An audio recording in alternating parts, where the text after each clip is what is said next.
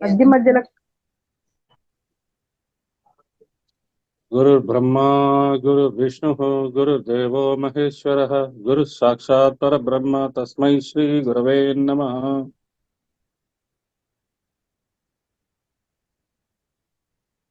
మనము లలితా సహస్రనామం 23 సెషన్స్ అయిపోయినాయి. ఆ మంచి విషయం ఏంటంటే కరెక్ట్ గా 24వ సెషన్ అప్పుడు మేడం గారు, ప్రతిభా మేడం గారు ఆ అంటే ఒక 3-4 రోజుల ముందు షట్చక్ర గురించి కొంచెం చెప్పండి. అది 24వ సెషను. ఆ టాపిక్ రావడం అమ్మవారి ఆశీర్వాదమే. ఈ ఫస్ట్ సెషన్ లో ఎక్కువ గ్యాప్ ఉండదు కాబట్టి ఇక్కడ మనం కాసేపు షట్చక్ర జాగరణ గురించి మాట్లాడుకుంటాం. ఇక్కడ 2 రకాలు. మీరు షట్చక్ర జాగరణ గురించి వినాలనుకుంటున్నారా, లేదు ఆ అనుభవం తీసుకోవాలనుకుంటున్నారా? అది చాలా ఇంపార్టెంట్. ఏం కావాలి చెప్పండి. షట్చక్ర జాగరణ గురించి అనుభవమా, జ్ఞానమా? అనుభవం కావాలి, జ్ఞానం కావాలి. ఎందుకంటే మార్నింగ్ చేస్తుంటాము, అయితే ఆ జాగరణ దాని అనుభవం మాకు ఫీలింగ్ కావాలి బాగా అని. అది మీరు అలా చెప్పారు, చాలా బాగా అనిపించింది, కానీ కొన్ని మాకు అర్థం కాలేదు. సరే ఒకసారి అడుగుదాము, తెలుస్తుంది అని అడిగాను నేను. తప్పకుండా మీరు అడగటం నాకు చాలా ఆనందం వేసింది. అంటే అడుగుతున్నారంటే వింటున్నారు అని అర్థం అని నేను అర్థం చేసుకుంటాను. వింటున్నారు అంటే కాదమ్మా, మామూలుగా ఇదేదో మంచి విషయాలు చెప్తున్నారు, మనం అటెండ్ అవుదాము అనే ధ్యాస వేరు. లేదు, ఇది ఒక జీవిత ఆశయంగా రావడం వేరు. మనమందరం రెండో కోవ చెందిన వాళ్ళే. మనమందరం ఒక జీవిత ఆశయం, ఒక లక్ష్యం కోసం ఈ కార్యక్రమాలు చేస్తున్నాం, ఈ ఆన్లైన్ సెషన్స్ చేస్తున్నాం, నేర్చుకుంటున్నాం. ఎందుకు జరుగుతుంది? కుండలిని జాగరణ జరిగితే మన ద్వారా ఫస్ట్ అండ్ ఫార్మోస్ట్ థింగ్, నాకు పువ్వులు వికసించినాయి, 4 దళాలు కనపడ్డాయి, 6 దళాలు కనపడ్డాయి, 10 దళాలు కనపడ్డాయి, అది అందరికీ కనపడతాయి. ఎందుకంటే విజువల్ మీడియాలో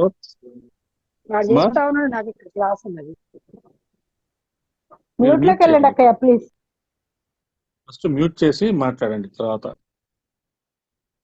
విజువల్ మీడియాలో, సోషల్ మీడియాలో చెప్పేవాళ్ళు చాలా మంది ఉన్నారు. డీటెయిల్డ్ గా 4 మూలాధారాల్లో 4 రేకులు ఉన్నాయి, 4 రేకులు వం శం షం సం అని ఉన్నాయి, లం బీజాక్షరం అని, తర్వాత అక్కడున్న దేవీ దేవతల గురించి అని ఇలాగా చెప్పేవాళ్ళు ఉన్నారు. కానీ ప్రాక్టికల్ గా అనేది చాలా తక్కువ. ఎవరి పాటికి వాళ్ళు, మాకు ఈ జ్ఞానం ఉన్నది, మేము ఈ జ్ఞానం నలుగురికి అందజేస్తున్నాము అని తప్పితే కూర్చోబెట్టి మనం ఈ జ్ఞానం ఈ జ్ఞానం గురించి చెప్పడమే కాకుండా ఈ జ్ఞానాన్ని మనం ఒక ఆశయంగా తీసుకొని, ఒక లక్ష్యంగా తీసుకొని చేయించడం అనే కార్యక్రమం మాస్టారు మనకి సకల సమర్థ సద్గురు స్పర్శలో మన చేత అవి చేయించారు. మనకి ఎలాగూ మనము లలితా సహస్రనామంలో ఉన్నాం కాబట్టి దీంట్లో చాలా చక్కగా మనకి కొన్ని శ్లోకాలు వస్తాయి. విశుద్ధ చక్ర నిలయ రక్తవర్ణ త్రిలోచన అంగాది వదనైక సమన్విత పాయిసాన్న ప్రియా త్వక్స్థ పశులోక భయంకరి అమృతాది మహాశక్తి సంవృత ఢాకినీశ్వరి అనాహతాబ్జ నిలయ శ్యామ వదనద్వయ దంశ్రోజ్జ క్షమాలాది ధరా రుధిర సంస్థిత కాళరాత్ర్యాది శక్తో స్నిగ్ధో వనప్రియ మహావీరేంద్ర వరద రాకిన్యంబ స్వరూపిణి మణిపూరాబ్జ నిలయ వదనత్రయ సంయుత వజ్రాది కాయుధోపేత డామర్యాది బిరావృత రక్తవర్ణ మాంసనిష్ట గూడాన్న ప్రీతమానస సమస్త భక్త సుఖద లాకిన్యంబ స్వరూపి స్వాదిష్టానాంబు జగత చతుర్వక్త్ర మనోహర శూలాధ్యాయుత సంపన్న పీతవర్ణాతి గర్వి మేధోనిష్ట మధుప్రీత బందిన్యాది సమన్విత దధ్యన్నాసక్త హృదయ ఢాకిని రూపధారిణి మూలాధారాంబుజారూఢ సంస్థిత అంకుశాది ప్రహరణ వరదాది నిషేవిత ముద్గోదనాసక్త ముగ్ధోదనాసక్త చిత్త సాకిన్యంబ స్వరూపిణి ఆజ్ఞాచక్రాబ్జ నిలయ శుక్లవర్ణ షడానన మజ్జా సంస్థ హంసవతి ముఖ్యశక్తి సమన్విత హరిద్రానైక రసిక హాకిని రూపధారిణి సహస్రదళ పద్మస్థ సర్వవర్ణోపశోభిత సర్వాయుధర శుక్ల సంస్థిత సర్వతోముఖి. ఈ ఈ పర్టికులర్ శ్లోకాల్లో మనకి ఆ షట్చక్ర జాగరణకి అవసరమయ్యే ఆహారం కూడా ఇచ్చేశారు మనకి. అది మన నవరాత్రుల్లో ఎప్పుడు మనం డిస్కస్ చేసుకుంటూ ఉన్నాము. ఆ ఆ టేబుల్ కూడా ఇస్తున్నాము మనము. ఆ ఆ ఆహారం తీసుకుంటే మనకి కుండలిని జాగరణ జరుగుతుంది. అమ్మవారికి కూడా ఆ ఆహారం ఎంతో ప్రీతిపాత్రము. అమ్మవారికి ఆ ఆహార ప్రీతిపాత్రము అని చెబుతూ ఋషులు దానికి కుండలిని జాగరణకి అవసరమయ్యే ప్రసాదము ఎలా ఉండాలి అనేది తయారు చేశారు. అది అర్థం చేసుకోండి. అమ్మవారికి ఏది పెట్టినా నచ్చుతుంది. ఫలం పుష్పం తోయం అంటారు కదా కృష్ణుడు. కాబట్టి కానీ ఇక్కడ మనకి దధ్యన్నము, హరిద్రాన్నము. హరిద్రాన్నం అంటే తెలుసు కదా, ఏంటి హరిద్రాన్నం అంటే? పులిహార. అది ఇవన్నీ మనం నవరాత్రుల్లో చేసుకుంటాం కదా. పెరుగన్నము, తర్వాత గూడాన్నము. గూడాన్నం కూడా మధ్యలో ఒకసారి క్లియర్ కట్ గా రెసిపీ ఇచ్చాను. సో ఇలాంటివి మనకి ఎప్పుడైనా మన షట్చక్ర జాగరణ గురించి మనకి ఆలోచనలు వచ్చినా, మనం ఎక్కడున్నామని అనుకున్నా, ఈ ప్రసాదాలు మీరు చేసుకొని ఆ రోజుకి ఆ రోజు, ఈ రోజు మనకి ఆ ఆలోచన వచ్చింది, ఆ రోజు అమ్మవారికి ఆ ప్రసాదం పెట్టేసి కొంచెమే పెట్టేసేసి అది తినేసేస్తే ఖచ్చితంగా మీకు ఆ రోజు ఆ అనుభూతి వస్తుంది. మాస్టర్ కూడా గాయత్రి కుండలిని సావిత్రి అనే పుస్తకంలో చాలా క్లియర్ గా మనకి ఈ షట్చక్రాల గురించి చెప్పారు. పృథ్వీతత్వం అంటే ఏంటండి? మూలాధార చక్రం, అయస్కాంత శక్తి. మనకి ప్రపంచం మొత్తాన్ని మనం మూలాధార చక్రంతో, అయస్కాంత శక్తితో ప్రపంచం మొత్తాన్ని సన్మార్గం వైపు ప్రేరేపించుగాక తీసుకెళ్లగలము. మరి ఇన్ని కోట్ల సంవత్సరాల నుంచి చేస్తున్నారు కదండి, ఇన్ని వేల సంవత్సరాల నుంచి చేస్తున్నారు కదండి. శంకరాచార్యులు గారు చేశారు, ఇంతమంది గురువులు చేశారు.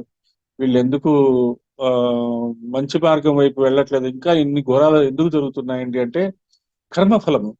ఎన్ని చెప్పినా, ఎలా చెప్పినా, ఏం చేసినా మన మాట వినకుండా వాళ్ళ పాటికి వాళ్ళు తప్పులు చేస్తూనే ఉన్నారు. బాబు 2000 సంవత్సరం నాటికి మీ యొక్క పాత కర్మలన్నీ క్లియర్ చేసేసాము అని పరమ గురువులు మొత్తుకున్నా కూడా మన వాళ్ళు కొత్త కర్మలు క్రియేట్ చేసుకొని ఇబ్బందులు పడుతున్నారు.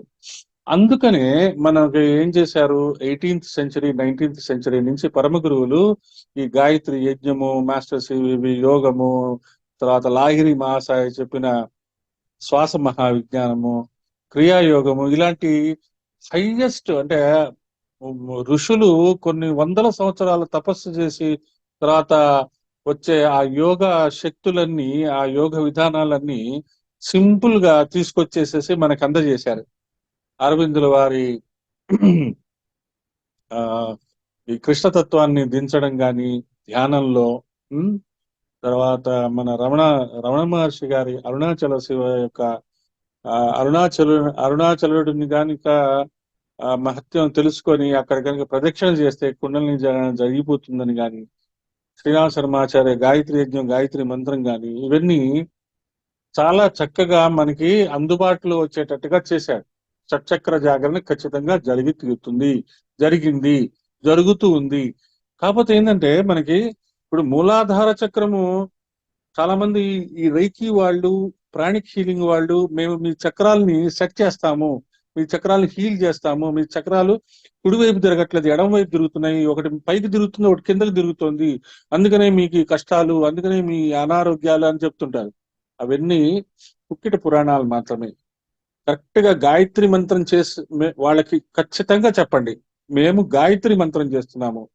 మీ ప్రాణిక్ హీలింగ్ లో కానీ, మీ రైకి హీలింగ్ లో కానీ, మీ మీ శిష్యులకి, మీ గ్రూప్ వాళ్ళకి శక్తి కావాలంటే మేము వచ్చి గాయత్రి మంత్రం చేస్తాము. మేము గాయత్రి మంత్రం చేసిన చోట మీరు సెషన్స్ పెట్టుకోండి, మీరు బ్రహ్మాండంగా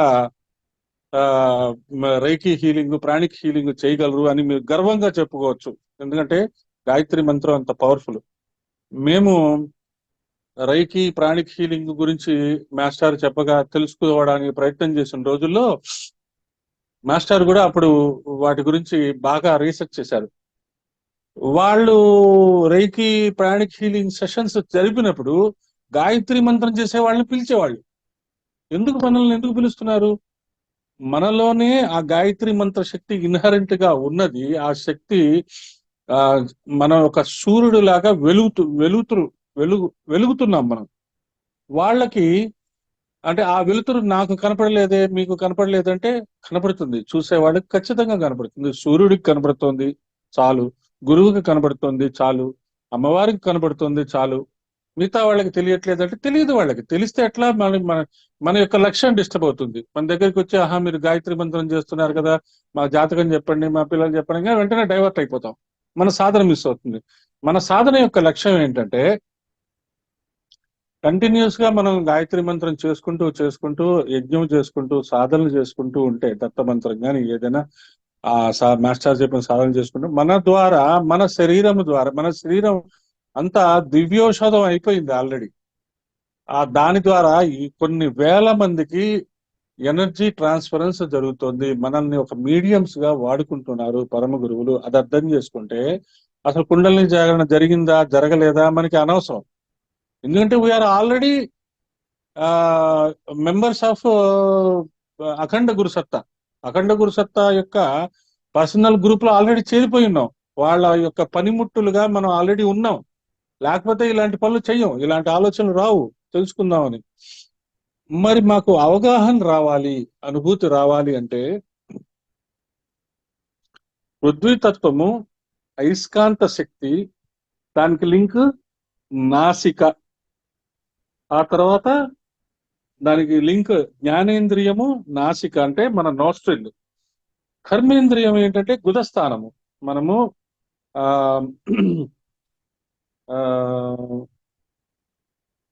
వజ్రాసనం వేసుకుని భోజనం చేసిన తర్వాత వజ్రాసనం వేసుకున్నప్పుడు మనము మన యానస్ ని అలా లాగి ఉంచినందువల్ల ఏమవుతుందంటే గ్యాస్ అలాంటివి స్టొమక్ లో క్రియేట్ అవ్వకుండా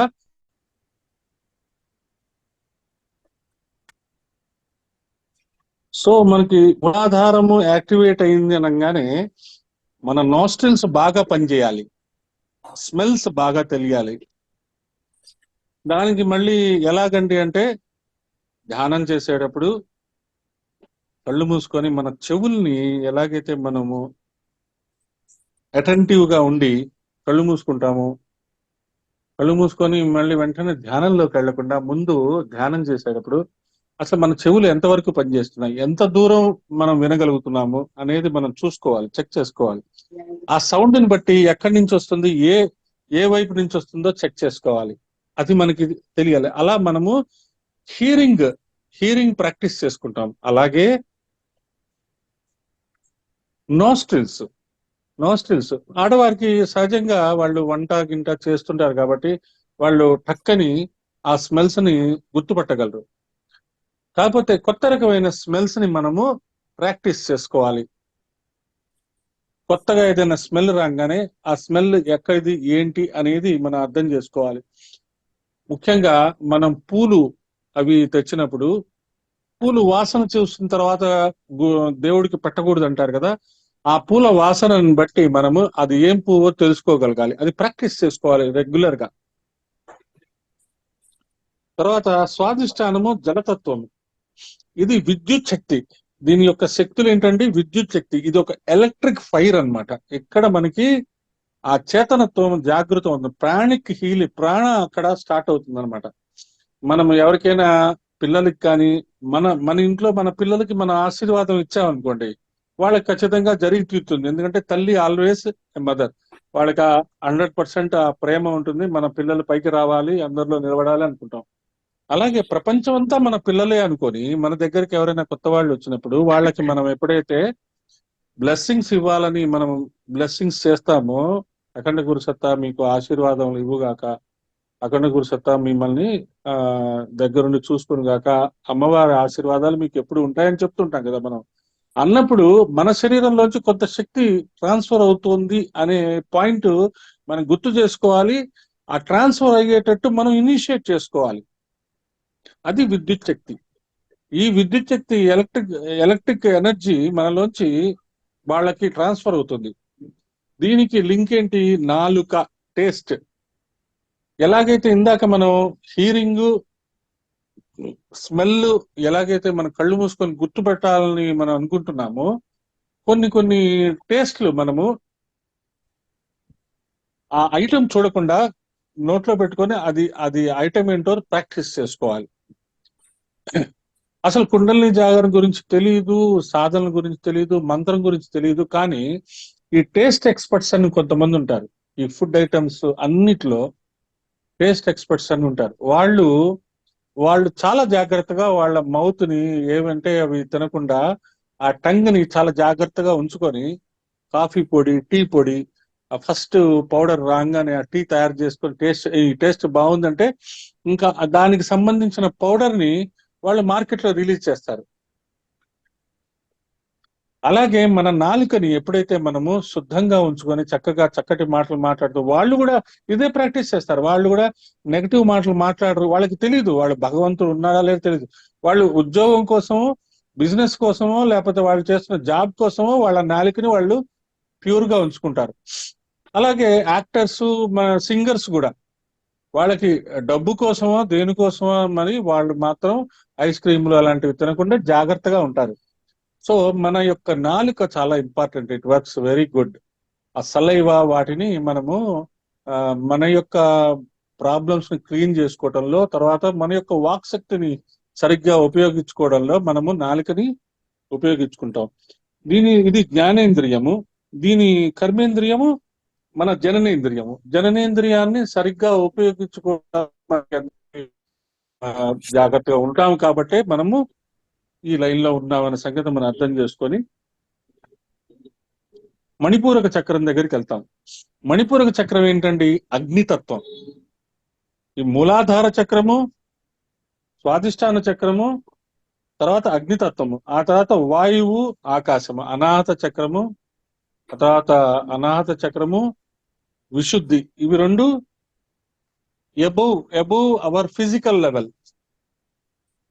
అగ్ని, మణిపూర చక్రం ఒక ట్రాన్స్ముటెంట్ అనమాట, ఒక మజిలీ.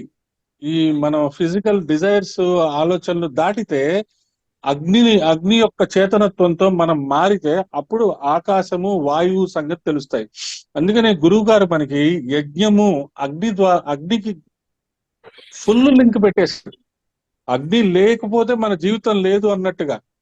మన ఏన్షియంట్ కస్టమ్స్ వీటిలో అమ్మ దీపం పెట్టారా, పొద్దున్నే దీపం పెట్టారా, సాయంత్రం 6 అయితే దీపం పెట్టండి, ఆవు నెయ్యి వేయండి, ఇలాంటివి చెప్తూనే ఉంటాం. గురువు గారు ఇంకొక స్టెప్ వెళ్ళి ఆ అగ్నితోటే మనము ఎలా దేవతలతో లింక్ చేసుకోవచ్చు అని మనకి యజ్ఞ విధానం ఇచ్చారు. కాబట్టి మణిపూరక చక్రం చాలా ఇంపార్టెంట్. మణిపూరక చక్రం నుంచి కాంతి వస్తుంది, లైట్ వస్తుంది. ఇప్పటివరకు మనం మ్యాగ్నెటిజము, ఎలక్ట్రిసిటీ, లైట్, ఇవి సైన్స్ చెప్పే మనకి శక్తులు. దీనికి జ్ఞానేంద్రియం ఏంటండి? కళ్ళు. మన కళ్ళు అంత ప్యూర్ గా, హాయిగా ఎప్పుడు మన కళ్ళల్లో చూసి చాలా మంది మనం ఏమనుకుంటున్నామో చెప్పగలరు. కాబట్టి మన face is the index of the mind అంటారు. మన ఫేస్ ని బట్టి మన యొక్క మనసులో ఏం ఆలోచనలు ఉన్నాయో చాలా మంది చెప్పగలరు. దానికి ముఖ్యంగా కళ్ళు చాలా ఇంపార్టెంట్ అన్నమాట. కళ్ళని మనం క్లీన్ చేసుకోవడం కానీ, జాగ్రత్తగా ఉంచడం కానీ, వాటిని ఎక్కువగా స్ట్రైన్ చేయకుండా వాటికి సరైన స్లీప్ అది ఇస్తూ, ఐ ఎక్సర్సైజెస్ కూడా ఉంటాయి. వాటిని కానీ కరెక్ట్ గా మనం ఉపయోగించుకుంటే మీరు వాక్శక్తి అక్కర్లా, బ్లెస్సింగ్స్ అక్కర్లా, ఆ కళ్ళతో ప్రేమగా ఎవరినైనా చూశారనుకోండి చాలు, వాళ్ళ జీవితాల్లో మార్పులు వచ్చేస్తాయి. వాళ్ళు వచ్చి మళ్ళీ మనకి కిరీటం పెట్టక్కర్లా, వాళ్ళ జీవితంలో మార్పులు రావటం మనకు కావాల్సిందని చెప్పి మన కళ్ళని కూడా మనం అర్థం చేసుకోవచ్చు. అది మణిపూరక చక్ర జాగరణ జరిగితే అలా ఉంటుంది, మన కళ్ళు మారిపోతాయి. తర్వాత కర్మేంద్రియము కాళ్ళు. కాళ్ళు ఎప్పుడు ఎటువైపు వెళ్ళాలి? రెగ్యులర్ గా వాటికి పని చెప్పాలి. కాళ్ళకి పని చెప్తేనే శరీరానికి పని జరుగుతుంది. కాళ్ళు ఎప్పుడు సన్మార్గము వైపు ప్రేరేపేగాక మంచి మంచి పనుల వైపే వెళ్తూ ఉండాలి. ఇది మణిపూరక చక్రం అయిపోయింది. తర్వాత అనాహత చక్రం. అనాహత చక్రం అంటే వాయువు. శ్వాసని అబ్జర్వ్ చేసుకోవాలి, గాలిని అబ్జర్వ్ చేసుకోవాలి. ఓపెన్ ఎయిర్ లో వెళ్ళినప్పుడు, మేడ మీద ఎప్పుడైనా వాకింగ్ చేసినప్పుడు, ఏదైనా గార్డెన్కి వెళ్ళినప్పుడు, మార్నింగ్ వాక్ చేసినప్పుడు, ఈవినింగ్ వాక్ చేసినప్పుడు కూడా మనకి గాలి కావాలి అనిపిస్తుంది. గాలి ఎటు నుంచి వస్తుంది, ఎలా వస్తుంది, దాన్ని ఆస్వాదించడము. ఆ గాలిలోంచి మనకి అనేక రకాలైన పరిమళాలు వస్తుంటాయి. ఒక పర్ఫ్యూమ్స్ కానీ, అలా పువ్వులు కానీ. ఓపెన్ ఎయిర్ లో మనం ప్రాక్టీస్ చేయాలి. ఓపెన్ ఎయిర్ లో వెళ్ళట్లా. ఎంతసేపు మన అపార్ట్మెంట్స్ లో ఉండిపోతున్నాము. కనీసం మేడ మీదకి వెళ్ళి కాస్త ఫ్రెష్ ఎయిర్ తీసుకుందాం అనే ఆలోచనలు కూడా ఉండట్లా. చాలా ఫాస్ట్ లైఫ్ అయిపోతుంది. ఇంకా మనకి కుండలిని జాగరణ ఎక్కడి నుంచి అవుతుంది? కుండలిని జాగరణ జ్ఞానమును తెలుసుకోవడం వేరు, అనుభవపూర్వకంగా తెలుసుకోవడం వేరు. అనుభవపూర్వకంగా తెలుసుకోవటమే మన లక్ష్యం. దానికోసం మనం గాయత్రి మంత్రం, గాయత్రి యజ్ఞం చేస్తున్నాం. అనుభవపూర్వకంగా తెలుసుకుంటేనే మనము పరమ గురువుల యొక్క కళ్ళల్లో పడతాము. అప్పుడే మనము పరమ గురువులతో సమానంగా మనము మానవాళికి సేవ చేయొచ్చు. మానవాళికే కాకుండా జంతువులకి, పక్షులకి, తర్వాత క్రిమి కీటకాదులకి, చెట్లు చేమలకు కూడా మనం సేవ చేయొచ్చు. దానికి వాయుతత్వం, అనాహత చక్రము, ప్రేమతత్వం. ప్రేమతత్వం మాస్టర్ ఈ ప్రేమతత్వం ఆడియో క్యాసెట్ కనుక మీరు వినగలిగితే, అసలు ప్రేమ అనేది ఎక్కడ జనిస్తుంది, ఎలా జనిస్తుంది, ఎలా మనము అందరినీ ప్రేమించవచ్చు, ఎలా ప్రేమించాలి, అసలు నిజమైన ప్రేమ ఏంటి అనేది మనకు అర్థమవుతుంది. ఇందాక మనం అనుకున్నాం చూసారా, ఆ ప్రేమతత్వం కనుక కరెక్ట్ గా ఉంటే కళ్ళల్లోంచే మనము ఆ ఎనర్జీ థాట్స్ ని పంపించవచ్చు. మనం కళ్ళని రకరకాలుగా మనము ఎక్స్ప్రెస్ చేస్తుంటాం. బాగా కోపం వచ్చినప్పుడు కళ్ళు ఇలాగ ఎర్ర చేస్తాం. ఎదుటి వాళ్ళు మన కళ్ళను చూసారంటే ఓహో వీళ్ళు కోపంగా ఉన్నారని తెలిసిపోతుంది. ఎదుటి వాళ్ళు మన కళ్ళను చూసినప్పుడు వీళ్ళు ప్రశాంతంగా ఉన్నారని కూడా తెలిసిపోతుంది. So eyes are the most beautiful expressions of love, anger and hate also. ఇలా మనం గనక గట్టిగా చూసాము అంటే, మనసులో జలస్ గనక బాగా పొంగి చూసామంటే పచ్చని చెట్లు కూడా మాడిపోతాయి. ఉన్నారు కొంతమంది, అటువంటి వాళ్ళు ఉన్నారు. దాన్ని నరదృష్టి అంటాం. అందుకనే ఆ నరదృష్టికి కూడా అదేదో అది సూపర్ స్టేషన్ అన్ను. కొన్ని కొన్ని చాలా సూపర్ స్టేషన్స్ ఉన్నాయి. నరదృష్టి నీకు జరుగుతుంది, నాకు జరుగుతుంది, అందరికీ జరుగుతుంది. దానికి ఆత్మవిద్య, తత్వ విద్య ద్వారా మనం డైలీ క్లీనింగ్ చేసుకోవాలి. మన యొక్క వాక్కు కూడా ఎక్కడైనా తప్పుగా మాట్లాడినా, ఏదైనా తప్పు చేసినా, ఏదైనా తప్పు పదము బయటికి వచ్చినా రాత్రి మనము అది క్లీన్ చేసుకోవాలి. మనము మన యొక్క ఆలోచనలను కూడా రాత్రిళ్ళు క్లీన్ చేసుకోవాలి. ఒక్కొక్కసారి న్యాచురల్ గా అది కొన్ని ఆలోచనలు వస్తాయి, నెగిటివ్ ఆలోచనలు వస్తాయి. అవి మనవి కావు అనుకోవచ్చు, వాటిని కూడా క్లీన్ చేసుకోవచ్చు. ఇది అనహతత్వము. ఇక్కడ వేడి ఉంటుంది అనమాట. ఒక్కొక్కసారి జయ గురుదేవ్ అండి, ఒక్కొక్కసారి నెగిటివ్ మెడిటేషన్ చేసేటప్పుడు నెగిటివ్ థాట్స్ వస్తుంటాయి. అప్పుడు ఏం చేయమంటారు? ఏం పర్వాలే, వాటిని అలా ద్రష్టలాగా చూసుకోండి అంతే. ఈ ఈ ఆలోచనలు నావి కావు. మనము వాట్సాప్ లో ఇలాగ పక్కకు తోసేస్తాం చూసారా, వేలుతో పైనుంచి. మనం ఏదో వాట్సాప్ లో ఒకటి చూస్తుంటాం, ఇంతలో ఇంకెవరెవరో మెసేజ్ చేస్తారు, దాన్ని అలా ఫింగర్ తో అలా పక్కకు తోసేస్తాం చూసారా. అట్లనే ఆలోచనలు అలా వెళ్ళనీయండి, ఏం పర్వాలేదు. ఒక్కొక్కసారి నేను చెప్తున్నాను, మన మన తోటి వాళ్ళ మీద కూడా నెగటివ్ థాట్స్ వస్తాయి. అది స్థల ప్రభావం అవ్వచ్చు, ఆ మీరున్న ప్లేస్ ప్రభావం అవ్వచ్చు, లేదు ఆ టైంలో ఏదైనా నెగటివ్ ఇంప్రెషన్స్ జరిగి ఉండవచ్చు. వాటిని ఇగ్నోర్ చేయటమే, వాటిని అలా చూడటమే. ఇప్పుడు మనకి పాజిటివ్ థాట్స్ వచ్చినవన్నీ మనం ఇంప్లిమెంట్ చేస్తున్నామా? లేదు, కొన్ని చేయగలం. మరి నెగటివ్ థాట్స్ ని మనం ఎందుకు ఐడెంటిఫై చేసుకోవాలి? పాజిటివ్ థాట్స్ ప్రతి ఒక్కడు వచ్చి ఏదో ఒకటి చెప్తుంటాడు, ఇది చేయండి, అది చేయండి, అది చేయండి, ఇది చేయండి, ఇది చేయండి అని. ఓ రోజుకు 100 చెప్తాడు. రోజుకు 100 చేయమండి, 100 చేసుకో. మనకు ఉన్న దానికే టైం సరిపోదు. అందులో మనం చేయగలిగినవి, మన ఇంట్లో మనకి అనుకువగా ఉండేది, మనకి వీలైనవి మాత్రమే పికప్ చేసుకుంటున్నాం కదా. మిగతా 99 థాట్స్ పక్కకు వదిలేస్తున్నాం కదా. అలాగే నెగటివ్ థాట్స్ ని కూడా పక్కకు తోసేయండి. పాజిటివ్ థాట్స్ నే మనం ఇంప్లిమెంట్ చేయలేకపోతున్నాం, ఇంకా నెగటివ్ థాట్స్ వస్తే భయపడాల్సిన అవసరం ఏముంది? ఆ ఆలోచనలు నావి కాదు, ఆ ఆలోచనలు నావి కాదు, ఆ ఆలోచనలు నావి కాదు అని అనుకున్నాం అనుకోండి, అవి పక్కకి వెళ్ళిపోతుంటాయి. మీకు ఖచ్చితంగా. పరమ గురువులకి వాళ్ళకి నెగటివ్ థాట్స్ రావు అని అనుకుంటారేమో, వాళ్ళు కూడా ప్రభావితం అవుతారు. వాళ్ళు కూడా ఆ స్థల ప్రభావం జరుగుతుంది. కొన్ని కొన్ని చోట్ల వాళ్ళు వెళ్ళేటప్పుడు ఒక్కొక్క ఆ స్థలంలో ఏదైనా ఇంతకుముందు ఏదైనా చెడు కార్యక్రమాలు జరిగినప్పుడు వాళ్ళు కూడా ఆ స్థల ప్రభావానికి బుర్ర తిరిగిపోయి ఇక్కడ కాదు మనం చేసుకోవాల్సిన పక్కకెళ్ళి సో నెగటివ్ థాట్స్ కి మీరు కంగారు పడాల్సిన అవసరం లేదు. ఓకే ఇదంతా అండి, థ్యాంక్ ఎక్కడున్నాం యూ. మనం ఇప్పుడు? అనాహత చక్రం దగ్గర ఉన్నాము. అనా ఇక్కడ అనాహత. వేడి, ఇక్కడ వేడి. ప్రేమ వల్ల వేడి ఉండాలి. ప్రేమకి వేడి యాక్ట్. వేడి అంటే ఏంటి? ఎనర్జీ అంతే. వేడి అంటే అదేదో వేడిగా ప్రేమించడం అని కాదు. ఆ ప్రేమకి ఒక పవర్ ఉండాలి, ఒక శక్తి ఉండాలి.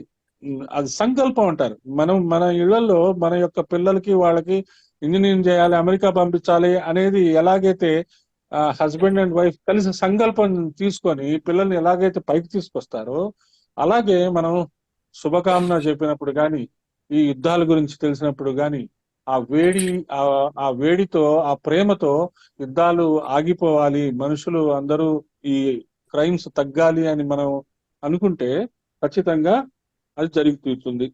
దీనికి సంబంధించిన జ్ఞానేంద్రియం ఏంటి? చర్మము. చర్మమును ఎప్పుడు క్లీన్ గా ఉంచుకోవాలి. చర్మము ఎప్పుడు క్లీన్ గా ఉంచుకోవాలి. అందుకని రోజుకి 2 సార్లు స్నానం చేయాలి. స్నానం చేసేటప్పుడు కూడా మనము అవి గంగా నీరని, యమునా నీరని మాస్టర్ కూడా అపాంబుజ సూక్తం అని చెప్పారు. స్నానం చేసేటప్పుడు ఆ సూక్తాన్ని చదువుకోవాలి అనేది మనకి. సరే ఆ సూక్తం దొరకలేదు, మనము స్నానం చేసేటప్పుడు ఇదే గంగా నీళ్ళు, ఇదే యమునా నీళ్ళు, ఇదే సరస్వతి నది నీళ్లు అనుకొని మనం చేసుకున్నాం అనుకోండి, శరీరము శుభ్రం అవుతుంది. దీనికి సంబంధించిన కర్మేంద్రియం ఏంటండి? చేతులు. అనాథ చక్రానికి సంబంధించినది శక్తి వేడి, చర్మము, చేతులు. కర్మేంద్రియం చేతులు. చేతులతో మంచి పనులే చేస్తాము. చేతులు ఒకటి. చేతలు. చేతులు అంటే మన హ్యాండ్స్, చేతలు అంటే యాక్షన్. రెండు వెరీ లింక్డ్ అన్నమాట. మన యాక్షన్స్ ఎంత ప్యూర్ గా ఉంటే అంత మంచిది, మన హ్యాండ్స్ కూడా అంత ప్యూర్ వర్క్స్ చేస్తే మంచిది. ఇది ఇప్పుడు అనాహత చక్రం అయిపోయింది. ఇంకా తర్వాత స్వాదిష్టానం, సారీ విశుద్ధి చక్రం. విశుద్ధి చక్రం విశుద్ధి. తత్వం ఏంటి? ఆకాశ తత్వం. ఆకాశ తత్వం అంటే ధ్వని. ధ్వని అంటే సౌండ్. సౌండ్ మన మంత్రము ఒక రకమైన ధ్వని వస్తుంది. గాయత్రి మంత్రాన్ని అలా తయారు చేస్తారు. అన్ని మంత్రాలు ఆ ధ్వని యొక్క శక్తి అది క్రిస్టలైజ్ అవుతుంది అనమాట. ఆ ధ్వని, ఆ ధ్వనికి జ్ఞానేంద్రియం ఏంటి? చెవులు. చెవులు మనము ఇందాక కూడా చెప్పాము, మనం మెడిటేషన్ చేసేటప్పుడు చెవులని మనము ప్రాక్టీస్ చేసుకోవాలి. దానికి సంబంధించిన కర్మేంద్రియం ఏంటండి? నాలుక. నాలుక మనం ఇందాక కూడా అనుకున్నాం కదా, దాన్ని మంచి టేస్ట్, మంచి ఆలోచనలు, మంచి ఒక్కొక్కసారి మీకు తెలుస్తూ ఉంటుంది, మీరు భోజనం చేసేటప్పుడు కానీ ఏదైనా టిఫిన్ చేసేటప్పుడు కానీ సడన్ గా ఏదైనా నెగటివ్ వార్త కనుక విన్నారనుకోండి, తినే ఫుడ్ టేస్ట్ మారుతుంది. మీరు గమనించారో లేదో? ఇలాంటివన్నీ గమనించుకోవాలి. ఎందుకు మారుతుంది అంటే మనలో ఆలోచనలు అలా దిగుతాయి, మన సలైవాలో మారిపోతాయి. సలైవా మారిపోయి టేస్ట్ మారుతుంది. అదేదో ఫుడ్ లో ఏమన్నా ప్రాబ్లం ఏమో అనుకొని మనం గబుక్కున్న ఫుడ్ పక్కన పెడతాం. కానీ ఒక్క సెకండ్ మనల్ని మనం సెట్ చేసుకొని మళ్ళీ కనుక ఆ దాన్ని ఒక సాక్షిభూత స్థితిలో చూసుకొని ఆ న్యూస్ ని మనం డైజెస్ట్ చేసుకొని దానికి ఏం చేయాలో ఆలోచించుకొని మన యొక్క భోజనాన్ని, ఎందుకంటే అన్నం పరబ్రహ్మ స్వరూపం, భోజనాన్ని కంప్లీట్ చేసుకోవడానికి ఇంకొక ఐటమ్ తింటాము. అప్పుడు మనకి తెలిసిపోతుంది, ఓకే ఇది ఫుడ్ లో ఉన్న ప్రాబ్లం కాదు, ఇది మామూలు ప్రాబ్లమే అనేది మనకు అర్థమైపోతుంది. ఇలా మనల్ని మనము మన షట్చక్రాలకు సంబంధించిన విషయాలని ఆ మనం చూసుకుంటూ ఉండాలి. ఇది డైలీ ప్రాక్టీసే. ఇలా మనము అలా కాదండి, మనకి ఇవన్నీ ఇంత డీటెయిల్స్ ఐడియా లేదండి, ఇంత డీటెయిల్డ్ గా మేము చూసుకోలేమండి అంటే గాయత్రి మంత్రం చేసుకుంటూ ఉంటారు. లక్షలు లక్షలు లక్షలు లక్షలు లక్షలు లక్షలు, వేలకు వేలు వేలకు వేలు, ఏ మంత్రం కావాలంటే ఆ మంత్రం, వేలకు వేలు. కాకపోతే ఏంటి నేను చెప్పేది ఏంటంటే, మాస్టర్ గాని గురువులు కానీ ఒక లెక్క మెయింటైన్ చేసుకోండి. ఏ మంత్రం తీసుకున్నా అక్షర లక్షలు చేసుకోవాలి, అది లక్ష్యము. అక్షర లక్షలు అయిపోగానే దానికి సంబంధించిన హోమం చేసుకోవడం, యజ్ఞం చేసుకోవడం, ఎంతో కొంత దానికి ఆహుతులు వేసుకోవడం, మళ్ళీ ఇంకొక సైకిల్ స్టార్ట్ చేయడం, లేదా ఇంకొక మంత్రం పికప్ చేసుకోవడం. ఇలా మనము ఈ 5 ముఖ్యం ఇవి. ఇంకా ఆజ్ఞా చక్రము, సహస్రారము అనేది అదంతా ఇంకా థియరీయే. ఎందుకంటే ఆ ఆజ్ఞా చక్రం ఇక్కడ ఉంటుంది, 2 దళాలు ఉంటాయి, ఆ 2 దళాల్లో వాళ్ళు ఉంటారు, వీళ్ళు ఉంటారు, దానికి సంబంధించినదంతా గురుతత్వము, ఇవన్నీ మనకి ఇవన్నీ మనకి అర్థం అవుతూనే ఉంటాయి, దీనికి సంబంధించిన విషయాలు తెలుస్తూనే ఉంటాయి. కానీ ఇలాగ మన కర్మేంద్రియాలు, జ్ఞానేంద్రియాలు ఇలా లింకప్ చేసి మనల్ని మనం ఎలాగా షట్చక్ర జాగరణకి రెడీ చేసుకోవాలి అనేది మనకి ఆ లలితా సహస్రనామంలో చెప్పబడిన ఆ నామాలనే మాస్టారు గాయత్రి కుండలిని సావిత్రిలో మనకి ఫొటోస్ తో సహా మనకి ఇచ్చారు. అది నేను ఇంతకుముందు కూడా ఒకసారి షేర్ చేశాను. కాబట్టి ఇలాగ మనము షట్చక్ర జాగరణ చేసుకుంటూ చేసేటప్పుడు, ఓంకారం చేసేటప్పుడు, ధ్యానం చేసేటప్పుడు, ఎప్పుడైనా మన శ్వాసని సింపుల్ గా డైలీ కుదరలేదు, మనకి సమర్థ సద్గురు స్పర్శ రాలేకపోయాము, క్లాస్ రాలేకపోయినప్పుడు ఈ గాయత్రి మంత్రం చేసేవాళ్ళు మాత్రమే, గాయత్రి మంత్రం రెగ్యులర్ గా చేసేవాళ్ళు మీరు మూలాధారంలో మీ మనస్సును ఉంచుకొని అలా మూలాధారము, స్వాదిష్టానము, మణిపూరకము, అనాహతము, స్వాదిష్టానము, కర్మేంద్రియం, జ్ఞానేంద్రియం ఏంటండి? అమ్మా స్వాదిష్టానం అంటే కర్మేంద్రియము, జ్ఞానేంద్రియము.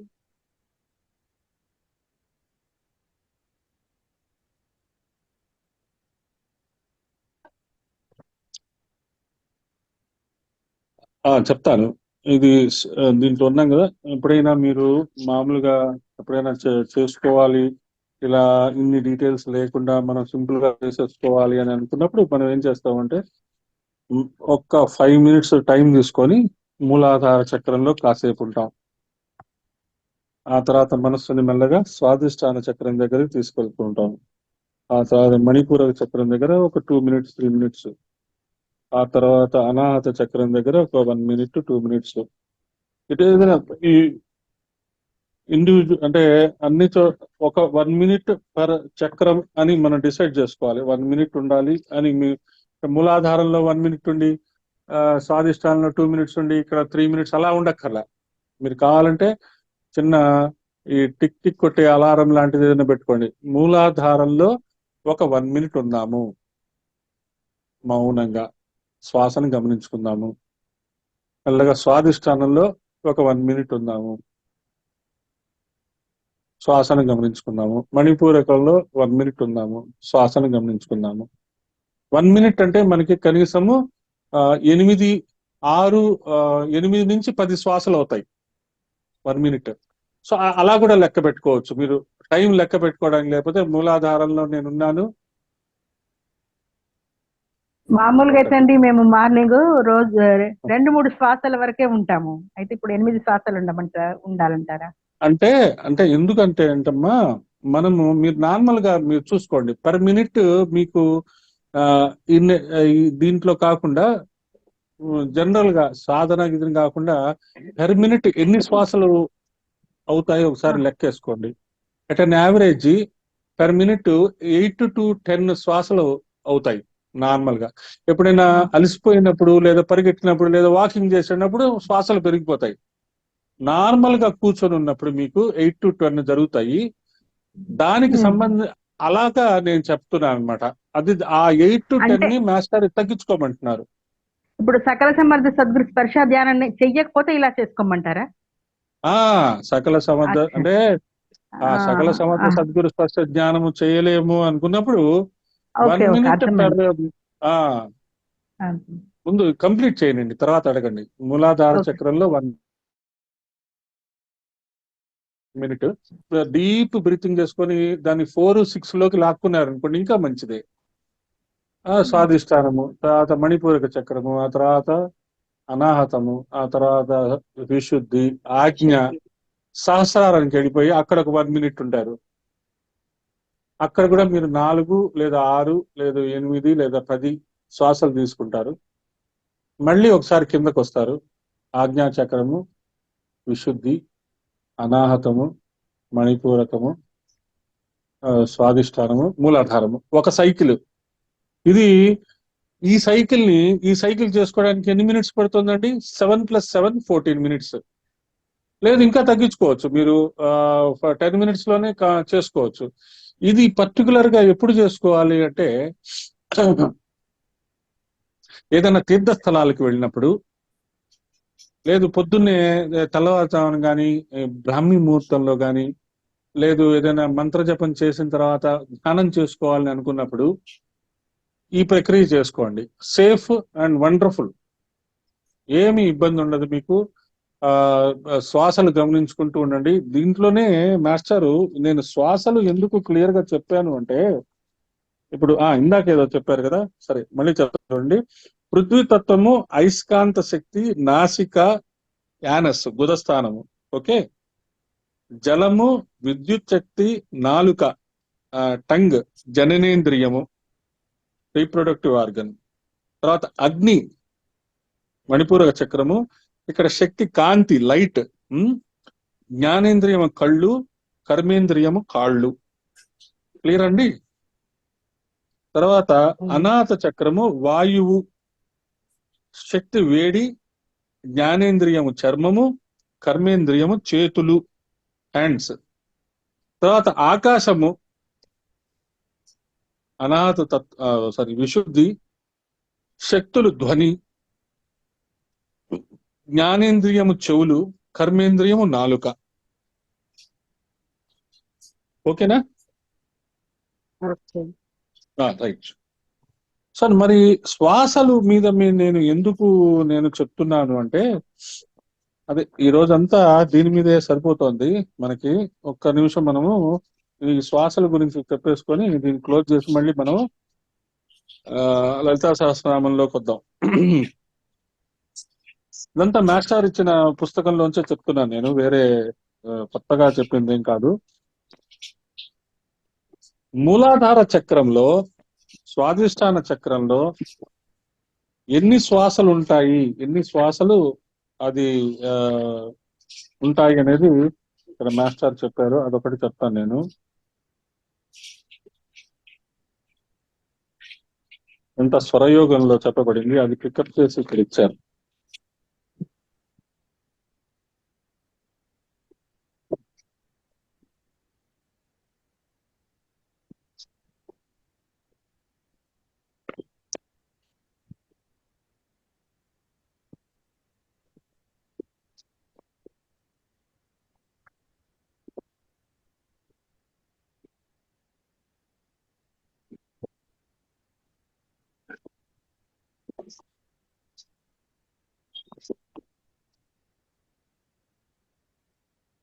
ఇవి మీకు తెలిసే ఉంటాయి కదా, లం వం శం షం సం రం, ఇవి తెలిసే ఉంటాయి కదా బీజాక్షరాలు చక్రాల్లో. స్వాధిష్టానంకి కర్మేంద్రియాలు, ధ్యానేంద్రియాలు ఉన్నాయా అండి? స్వాధిష్టానం ఈజ్ యాక్షన్ రియాక్షన్ అని అన్నారు, పరిక్రియ అన్నారు కదా.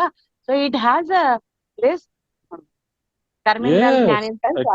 I told you మీరు రాసుకోవాలి. మీరు రాసుకుంటే గుర్తుంటాయి. అడిగారు కదా. పృథ్వీతత్వము మళ్ళీ చెప్తాను. పృథ్వీతత్వము మూలాధారము, అయస్కాంత శక్తి మ్యాగ్నెటిజము, నాస్ట్రిల్స్ నాసిక, యానస్ మన గుదస్థానము, తర్వాత మూలాధారం తర్వాత స్వాధిష్టానము వాటర్ తత్వం ఏంటి? జలతత్వము. ఎలక్ట్రిసిటీ ఇక్కడ ఇది నాలుక టంగ్ జననేంద్రియము రీప్రొడక్టివ్ ఆర్గన్. ఓకే. తర్వాత అగ్నితత్వము మణిపూరక చక్రము, ఇక్కడ నుంచి కాంతి వస్తుంది, లైట్ వస్తుంది. ఎందుకంటే ఇది అగ్నితత్వం కాబట్టి లైట్ ని కరెక్ట్ గా ఉపయోగించుకోవడం ఇక్కడ చూస్తాము. ఆ లైట్ ఎక్కడి నుంచి రావాలి? కళ్ళల్లోంచి రావాలి. అందుకని జ్ఞానేంద్రియము కళ్ళు, కర్మేంద్రియము కాళ్ళు, లెగ్స్, ఐజ్ అండ్ లెగ్స్. ఆ లైట్ వైపు మనం వెళ్తాం కదా. ఎప్పుడైనా మనం నడవటము, ఎప్పుడైనా మనము చీకటి వైపు వెళ్ళాం కదా, లైట్ వైపు వెళ్తాం కదా. అంటే we always should travel towards truth. అసతోమ సద్గమయ, తమసోమ జ్యోతిర్గమయ. అందుకని అగ్నికి కాళ్ళు లింక్డ్ అన్నమాట, లెగ్స్. తర్వాత వాయువు అనాహత చక్రము, వేడి వేడి అండ్ లవ్, ప్రేమలో వేడి ఉంటే సంకల్పం సిద్ధిస్తుంది అంటారు. దీనికి లింక్డ్ జ్ఞానేంద్రియం ఏంటి? చర్మము, స్కిన్. దీనికి లింక్డ్ కర్మేంద్రియం ఏంటి? చేతులు, హ్యాండ్స్. తర్వాత ఆకాశము అంటే విశుద్ధి చక్రము. దీనికి సంబంధించిన శక్తి ఏంటి? ధ్వని, సౌండ్. జ్ఞానేంద్రియం ఏంటి? చెవులు. కర్మేంద్రియం నాలుక. జ్ఞానేంద్రియము అంటే సెన్సరీ ఆర్గన్ అంటే కర్మేంద్రియము. జ్ఞానేంద్రియము అంటే మనం కరెక్ట్ గా చెప్పాలి, ఇంగ్లీష్ పదము.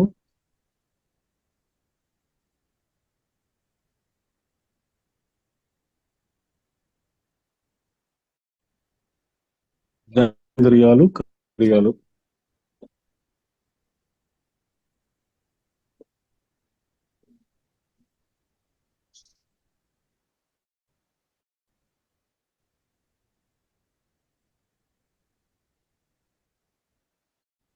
స్కిన్. జ్ఞానేంద్రియాలు అంటే జ్ఞానం ఇచ్చేది సెన్స్. కర్మేంద్రియాలు అంటే దిస్ స్కిన్. కాదమ్మా, ఇంగ్లీష్ ఉండండి, మీకు ఇంగ్లీష్ వాళ్ళు కాబట్టి ఇంగ్లీష్ పదాలు చెప్తున్నాను. Action, organs of action. కర్మేంద్రియాలు అంటే ఆర్గన్స్ ఆఫ్ యాక్షన్. కర్మేంద్రియాలు ఏంటి? నాలుక, tongue, hands, legs, reproductive organ, touch. Excretory ఆర్గను.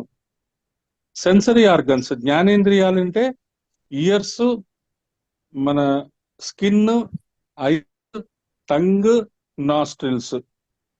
వీటికి సంబంధించిన ఎనర్జీస్ ఏంటి? ధ్వని, sound, heat, light, electricity and magnetism. వీటికి సంబంధించిన తత్వాలు ఏంటి? పైనుంచి వస్తున్నాం, ఏది విశుద్ధి నుంచి. ఆకాశము, ఆకాశ. నెక్స్ట్ వాయు, ఎయిర్. ఆ తర్వాత అగ్ని, ఫైర్. తర్వాత జలము, వాటర్. పృథ్వీ, ఎర్త్. ఆకాశానికి స్కై అంటారు, కానీ దానికి కరెక్ట్ వర్డ్ అంటే మనం స్పిరిచువల్ గా మనం ఉపయోగించుకునే ఆకాశం అనే మీనింగ్ కి there is no correct word in English. Because ఆకాశ, మన చిదాకాశ అని కూడా అంటారు మన లలితా సహస్రనామంలో. From where the entire creation came and to where the entire creation merges. దాన్ని స్కై అనే చిన్న పదంతో లిమిట్ చేసేస్తే అవ్వదు. కాబట్టి let us use the same చిదాకాశ ఆర్ ఆకాశ. Okay, now let's go to the classes. Because శాసనం ఎక్కడున్నాము మనం. ఈ సెషన్ ఇంకొక 10 minutes లో క్లోజ్ అవుతుంది. తర్వాత మళ్ళీ లాస్ట్ సెషన్ లో మళ్ళీ మనము ఇంకొక సెషన్ లో క్లోజ్ చేస్తాం. 276 అయిపోయింది. భానుమండల మధ్యస్థ, శ్రీ భానుమండల మధ్యస్థాయై నమః. కరెక్ట్ గా మనము ఈరోజు ఎంత లింక్డ్ గా ఉన్నామో చూసుకోండి. కరెక్ట్ గా మీరు అడగటము, షట్చక్ర జాగరణ గురించి అడగటము, దానికి సంబంధించిన తత్వాలు, దానికి సంబంధించిన organs of action, sensory organs, వాటికి సంబంధించిన పవర్స్, దానికి సంబంధించిన ఆస్పెక్ట్స్, అవన్నీ మనం డిస్కస్ చేసుకున్నాం. ఇవన్నీ డీపర్ నాలెడ్జ్ అన్నమాట. సింపుల్ కుండలిని జాగరణ మీకు 10 minutes 12 minutes లో అయిపోయే కుండలిని జాగరణ ఒకటి ఇచ్చేసాం. అది పర్టికులర్ గా ఎక్కడ చేసుకోమన్నాను? బాగా మ్యాగ్నెటిక్ పవర్ ఉన్న ప్లేసెస్ లో, బాగా సన్లైట్ ఉన్న ప్లేసెస్ లో, బాగా ఎయిర్ ఫ్లో అయ్యే ప్లేసెస్ లో, ఓపెన్ ఎయిర్ లో చేసుకోవచ్చు. మరి టెంపుల్స్ లో చేసుకోమని చెప్పాను. టెంపుల్స్ లో ఎందుకు చేసుకోమని చెప్తాము అంటే మనము అక్కడ ఎనర్జీ ఎక్కువ కాన్సన్ట్రేట్ అయి ఉంటుంది, దాన్ని శక్తి స్థాపన చేస్తారు. అక్కడికి మహానుభావులు వాళ్ళందరూ వస్తారు కాబట్టి మనం మామూలుగా టెంపుల్స్ కి వెళ్ళేసేసి ఏదో ఆయనకి షటకోపం పెట్టేసి ఒక పూజ చేయించేసుకొని నమస్కారం పెట్టేసుకొని 2 ప్రదక్షిణలు చేసేసి వచ్చేస్తాం.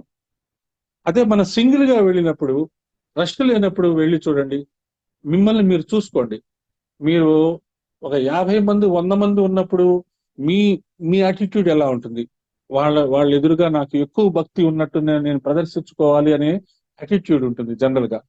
అదే సింగిల్ గా వెళ్ళినప్పుడు కూడా మీకు అదే భక్తి గనుక ఉంటే you have to hat your own back. Yes, నాకు నిజమైన భక్తి ఉన్నది అని.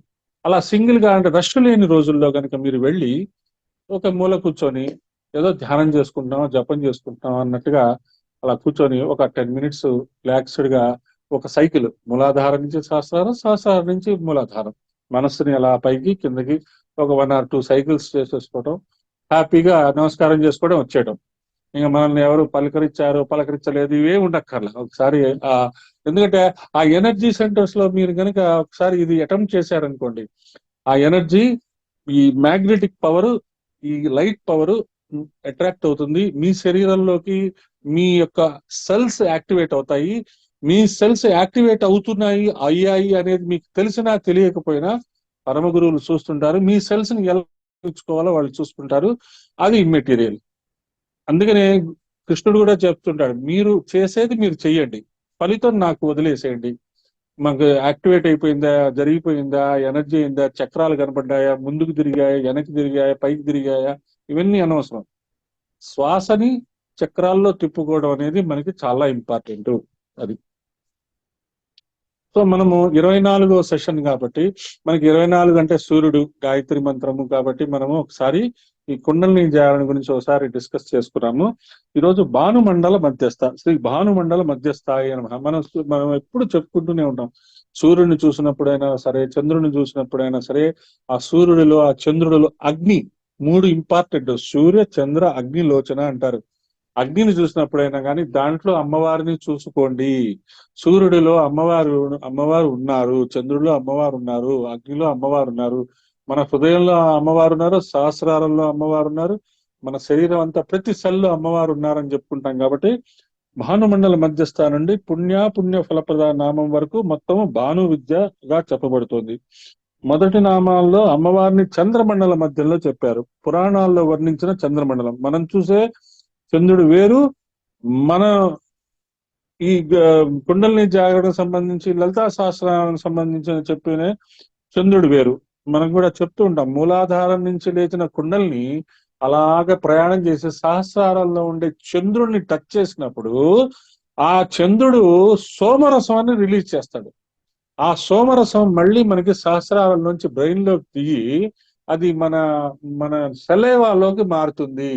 అదే కేచరి ముద్ర చేసినప్పుడు జరుగుతుంది. ఆ సెలైవాలో మనకి మామూలుగా సెలైవా ఎంత ఇంపార్టెంట్, దానిలో క్రియేట్ అయ్యే ఎంజైమ్స్ వల్ల మనకి ఆ డైజెషన్ బాగా జరుగుతుంది.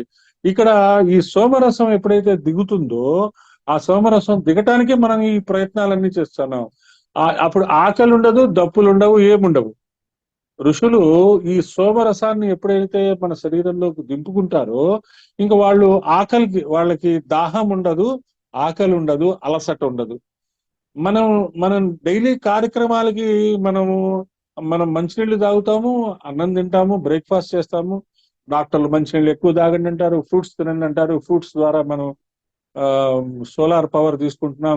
కాకపోతే ఎప్పుడైతే ఈ సోమరసం ఎప్పుడైతే దిగిందో మనలోకి, it supplies everything, all vitamins, all minerals and all everything.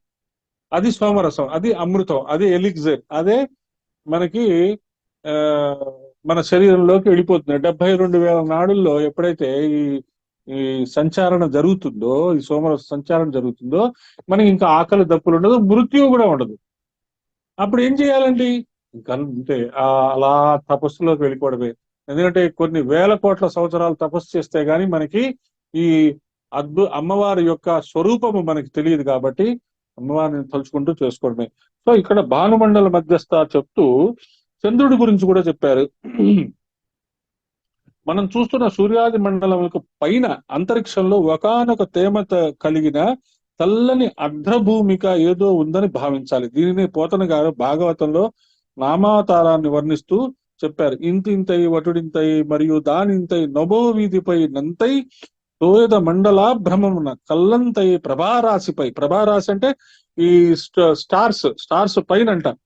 అంతై చంద్రునికి అంతై అంటే స్టార్స్ పైన అసలైన చంద్రుడు ఉంటాడు.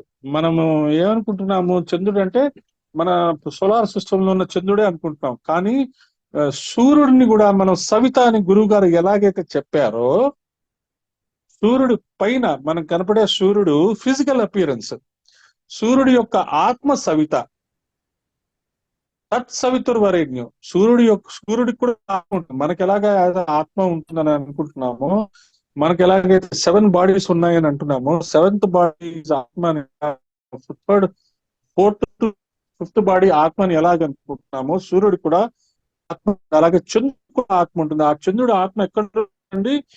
మనం మామూలుగా ఇంతింతై వటుడింతై ఈ శ్లోకం ఎప్పుడు చెప్పుకుంటూ ఉంటాం, కానీ అందులోనే అన్ని సీక్రెట్స్ పెట్టేశాడు పోతన. ఇంతింతై వటుడింతై మరియు దానింతై నభోవీధిపై, నభోవీధి అంటే ఆకాశము, అంతై తోయద మండలాభ్రమమున, ప్రభారాశి నక్షత్ర పైన, అంతై చంద్రునికి అంతై నక్షత్రాల పైన చంద్రుడు ఉంటుందట. ఆ తర్వాత ధ్రువుడు ఉంటాడు.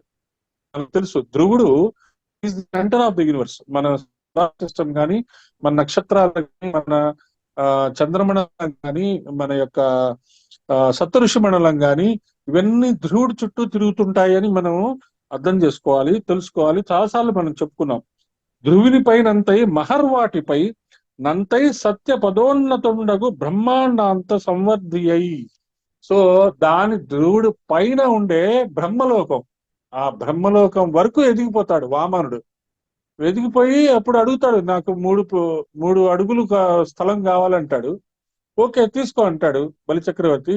పెరిగిపోతాడు. పెరిగిపోయి ఒకటేమో భూమి మీద పెడతాడు, ఒకటి ఆకాశం మీద పెడతాడు, 3వ కాలు ఎక్కడ పెట్టమంటాడు, నా తల మీద పెట్టంటాడు. అంత తల మీద పెట్టి పాతాళ లోకానికి చేస్తాడు. అంటే దాని యొక్క అర్థం ఏంటంటే, ఎంత వెదిగినా మనము ఒదిగి ఉండాలి. Humility is the most important అనేది వామనావతారం నుంచి తెలుసుకోవాలి. కాబట్టి సూర్యమండలం పైన చంద్రమండలం ఉందని శాస్త్రం చెప్తోంది. మరి ఎలాగండి? మరి మన సోలార్ సిస్టమ్ లో సూర్యుడి వల్ల చంద్రుడు వెలుతురు వస్తుంది కదండి అంటే, ఇవి ఫిజికల్ అపియరెన్స్ మాత్రమే. వీటి వెనకాల ఉండే ఎనర్జీ సెంటర్స్ వేరే ఉంటాయి. యోగ శాస్త్రంలో కూడా సూర్యమండల స్థానమైన అనాహత చక్రం పైన చంద్రమండలం ఉంది. ఇందాక చంద్రమండలం మనం చెప్పుకున్నాం కదా, అనాహత చక్రం దగ్గర సూర్యుడు ఉన్నాడు.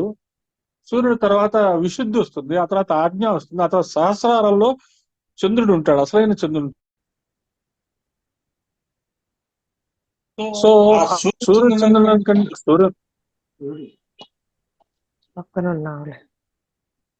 ఓకే వచ్చారు. సూర్యమండలం పైన చంద్రమండలం ఉందని చెప్పుకుంటున్నాం కాబట్టి, ఆ చంద్రమండలంలో అమ్మవారిని భావిస్తూ లలితా సహస్రనామం చదివితే చాలా శ్రేష్టం అంటారు. అందుకనే మనము పౌర్ణమి రోజు మనము మెడిటేషన్స్ చేస్తున్నాము, షట్చక్రాల్లో ఓంకారం చేస్తున్నాము. ఇదంతా లలితా చివరిలో అది అయిపోయిన తర్వాత లలితా సహస్రనామం శ్లోకం చెప్తాము. పౌర్ణమి రోజు మీరు ఈ మెడిటేషన్ కుదరలేకపోతే వెన్నెలలో లలితా సహస్రనామం చదువుకునే కార్యక్రమాలు పెట్టుకోవచ్చు. మరి మీ కమ్యూనిటీ కలిసి పెట్టుకోవచ్చు. మీరు నేను ఒక్కడిని వెళ్ళి చేసుకుంటానండి అంటే కుదరదు. ఒక 5-6 కలిసి సాయంత్రం 6:30, 7 ఆ టైంకి పౌర్ణమి వచ్చేస్తుంది కాబట్టి, ఒక పేరెంటం లాగా, ఒకటి విజ్ఞానమండలి మీటింగ్ లాగా కూర్చొని గాయత్రి మంత్రం కాసేపు చేసుకొని, కాసేపు గురు మంత్రం చెప్పుకొని, ఒకసారి లలితా సహస్రనామం చెప్పుకొని, శుభకామన చెప్పుకొని వెళ్ళిపోవచ్చు. సో ఇది మనకి చాలా ఇంపార్టెంట్. పూర్ణ చంద్రబింబం వచ్చినప్పుడు ఆ రోజు అమ్మవారిని ప్రత్యేకించి పూజ చేయాలంటారు. చంద్రమండలంలో వచ్చే కళల ప్రకారంగానే మనకి వచ్చే నిత్య తిథుల ప్రకారం అమ్మవారిని ఆరాధన చేయాలి. సో ఈ రోజు కూడా మనము ఈ సెషన్ కి మనము నిత్య తిథుల యొక్క ఫోటో కూడా షేర్ చేస్తున్నాము.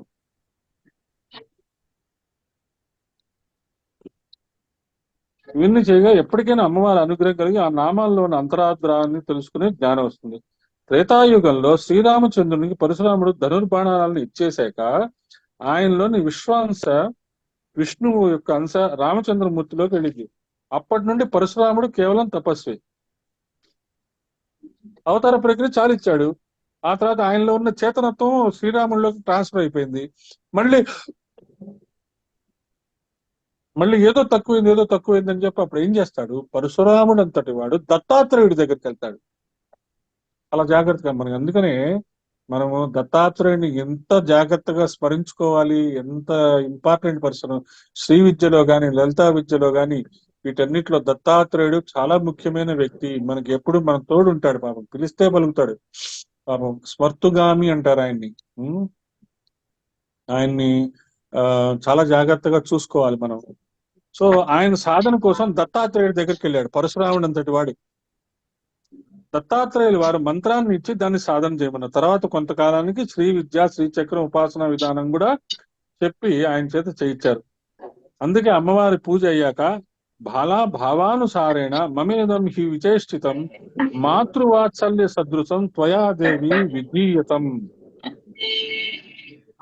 మ్యూట్ ఎందుకు చేసుకోరు? మీకు ఎన్నిసార్లు చెప్పాలి?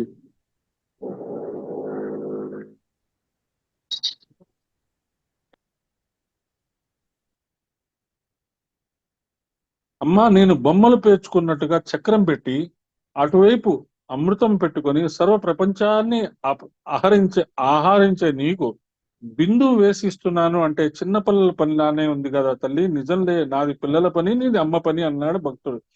అలా మనము అమ్మవారిని మనం చూసుకుంటాం అన్నమాట.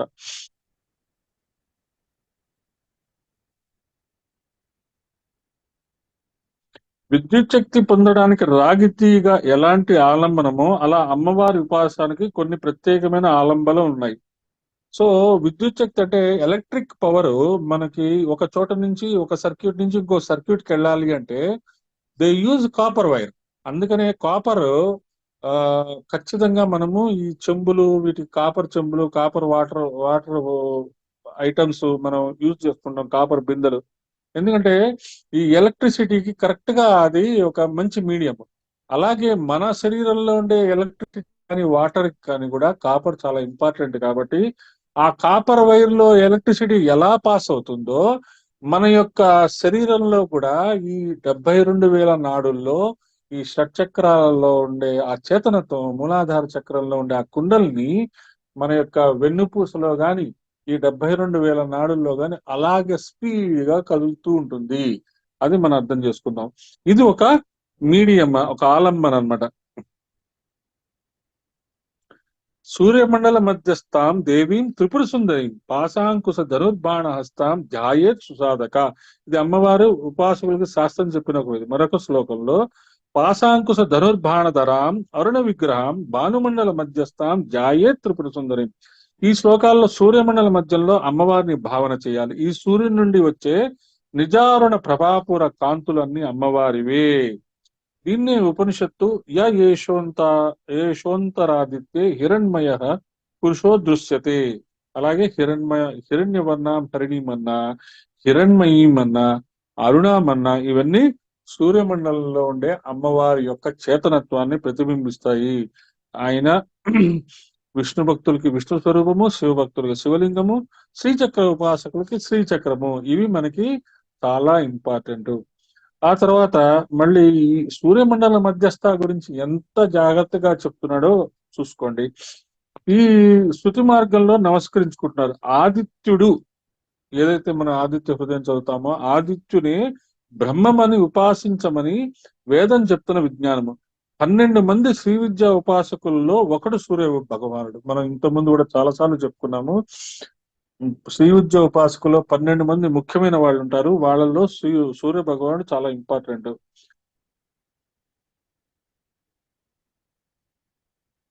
చిదాకాశం అనే ఇప్పుడు 3 ఆకాశాల గురించి చెప్తారు చూడండి. ఇక్కడ వియత్ చక్రం ఏది ఉందో అది శ్రీచక్రము. వియత్ చక్రం అంటే ఆకాశ చక్రం. ఆకాశంలో ఒక శ్రీచక్రం ఉంటుంది. ఆకాశ చక్రం అంటే బయట కనపడే మహాకాశం. దీనికి కూడా మూలమైన చిదాకాశం. దీనికి పైన చిదాకాశం ఉంటుంది. అది మన హృదయంలో ఉండే దహరాకాశము. ఈ 3 ఆకాశాలు, చిదాకాశము, ఆ తర్వాత ఆకాశ చక్రము, దహరాకాశము, ఈ 3 ఆకాశములు శ్రీచక్ర స్వరూపంగానే భావన చేయాలి. ఇలా అక్కడ ఆకాశంలో గోచరించే మహాస్వరూపమే ఆదిత్య భగవానుడు. అందుకనే భానుమండల మధ్యస్థ అనేది దహర విద్యగా చెప్తున్నారు. అనాహత పద్మంలో 12 దళాలు ఉంటాయి. 12 దళాలు 12 ఆదిత్యులకి సంకేతం. ఇది హృత్పుండరీకంలో అమ్మవారిని ధ్యానించే పద్ధతి. దీన్నే సమయాచారం అంటారు. ఏ దేవత ఉపాసనకైనా 3 ప్రధానమైన కేంద్రాలు ఉంటాయి.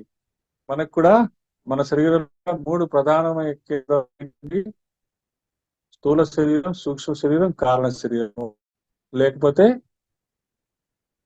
మన చక్రం అని చెప్పబడుతున్న భానుమండలము, హృదయ మధ్యంలో అమ్మవారు, తర్వాత భూమధ్యము, సహస్రారము, ఆ తర్వాత హృదయాకాశం, చిత్తాకాశం, చిదాకాశం. ఈ పద్ధతిలో అమ్మవారిని ధ్యానించడం చాలా విశేషంగా చెప్తున్నారు. ఇక్కడ ధ్యానించే తల్లికి భైరవి అని పేరు. హృదయాకాశము, చిత్తాకాశము, చిదాకాశము.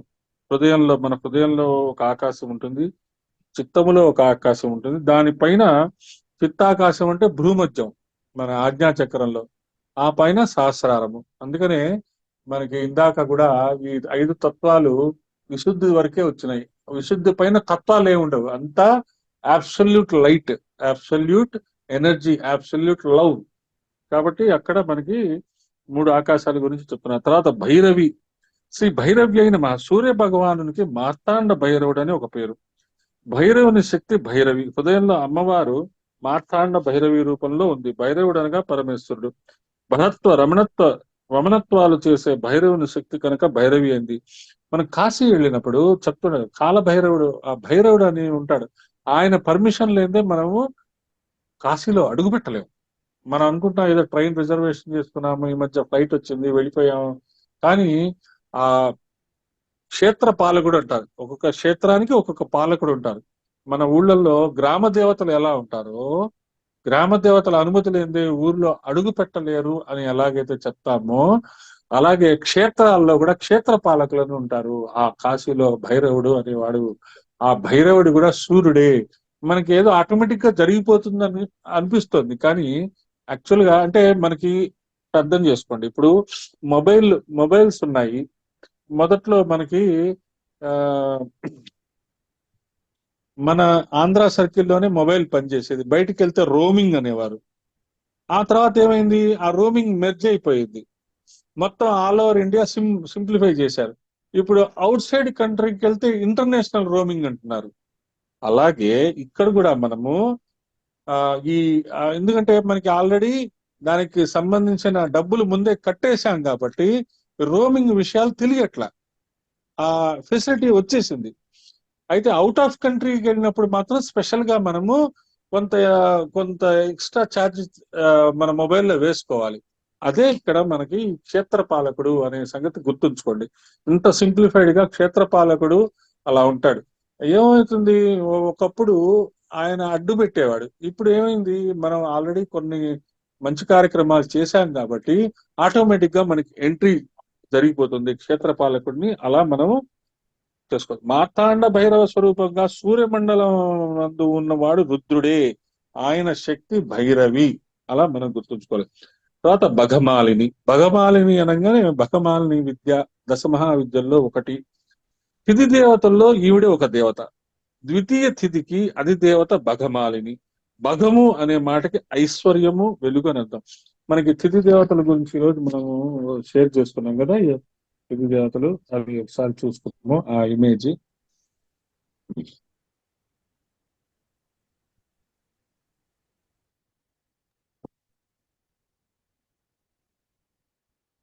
వాయిస్ పోయిందా?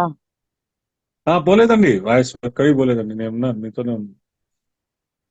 సార్ ఇది తిథి దేవతలది ఇక్కడ షేర్ చేశాం కదా, అది జూమ్ లోకి వస్తుందా అని చూస్తున్నాను నేను. ఫార్వర్డ్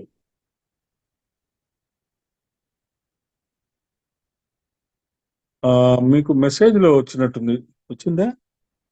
అలాగే ఇప్పుడు ఏదైనా కనపడుతుందా తిథి దేవతలు? కిషోర్ ఒంగోలు రాలే. Just 1 second please. Only the host can share. Okay, మీకు అదే మీరు మన గ్రూప్ లో మనం పెట్టాం కదా భగమాలిని, దాంట్లో ఉన్న పేర్లు ఒకసారి గుర్తు చేసుకుందాము చాలు, మనకందరికి తెలిసిందే అది.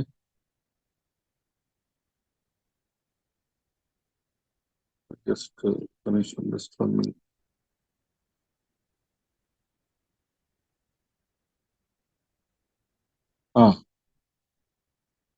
కామేశ్వరి, భగమాలిని, నిత్య క్లిన్న, భేరుండ, వాహ నివాసిని, మహావజ్రేశ్వరి, శివదూతి, త్వరిత, కులసుందరి, నిత్య, నీల పతాక, విజయ, సర్వమంగళ, జ్వాలామాలిని, చిత్ర, మహానిత్య. తెలుసు కదా ఇవి తిథి నిత్య దేవతలు. సో వీటిలో బకమాలిని అనే ఆవిడ రెండవ ఆవిడ. ఐశ్వర్యాలు అమ్మవారి దగ్గర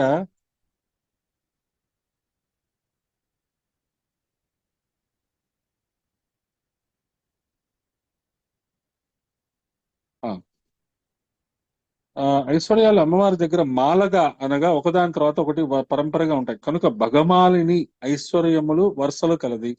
మరొక అర్థంలో భగమాలిని అంటే కాంతి వరుసలు కలది. మనకి ఇందాక కూడా మనం తత్వాలు తెలుసుకున్నాము. లైట్, హీటు ఇవన్నీ చాలా ఇంపార్టెంట్ అన్నమాట. అలాగే ఈ కాంతి అనగానే, కిరణాలు అనగానే మనకి అదొక ఎనర్జీ అని మనం అర్థం చేసుకోవాలి. అలా కాంతి మాలికలతో ఉన్న ఆదిత్య మండలాంతర్వర్తిని భగమాలిని. ఆదిత్యులు 12 మంది. వాళ్ళ పేర్లు తెలుసుకోండి. ఇంద్రుడు, ధాత, పర్జన్యుడు, త్వష్ట, పూష, అర్యముడు, భగుడు, వివస్వతుడు, విష్ణువు, అంశుమంతుడు, వరుణుడు, మిత్రుడు. ఇలాగా ఇందులో భగుడు కూడా ఉంటాడు. మాల అంటే వరుస. సంవత్సర కాలంలో 12 నెలలకి ద్వాదశ ఆదిత్యులు. మాల అయినప్పుడు ఒకరిని ప్రధానంగా పెట్టుకొని దాన్ని అనుసరిస్తూ వారిని చెప్పాలి. ద్వాదశ ఆదిత్యుల్లో ఉన్న భగునితో ప్రారంభమైన ఆదిత్యుల వరుసకు భగమాల అని అర్థం.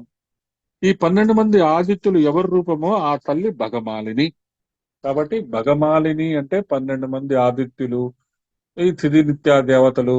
ఎలా మనం అర్థం చేసుకుంటే మనకి ఆ భగమాలిని అనే మంత్రం అనే శ్లోకం అనే నామం వచ్చినప్పుడు మనకి అది గుర్తుకొచ్చేటట్టుగా మనం గుర్తు పెట్టుకుంటే సరిపోతుంది. తర్వాత పద్మాసన. పద్మాసనాయై నమః. శ్రీ పద్మాసన అనే మంత్రానికి అర్థం తెలుసుకోవాలంటే పద్మాసనం వేయటమే. అమ్మవారిని హృదయంలో భావించినప్పుడు పద్మాసనంలో ఉన్నట్లు భావించాలి. కాంచీపురంలో కామాక్షి అమ్మవారు ఆ ఆసనంలో దర్శనమిస్తారు. అది త్రిపుర సుందరి స్వరూపం. ఆ ఆసనంలో అమ్మవారి 2 పాదాలు దర్శనమిస్తాయి. పద్మాసనాల్లో అనేక భేదాలు ఉన్నాయి. అమ్మవారు వేసే పద్మాసనం మాత్రం సాధారణంగా అందరూ వేసే పద్మాసనంలా ఉండదు. ఇది గురువు యొక్క శిక్షణ లేనిదే ప్రయత్నించరాదు. అమ్మవారు యోగిని కాబట్టి అలా కూర్చోగలదు. మామూలు పద్మాసనానికి అమ్మవారి ఫోటోలో ఉన్న పద్మాసనానికి తేడా ఎవరన్నా చెప్పగలరా?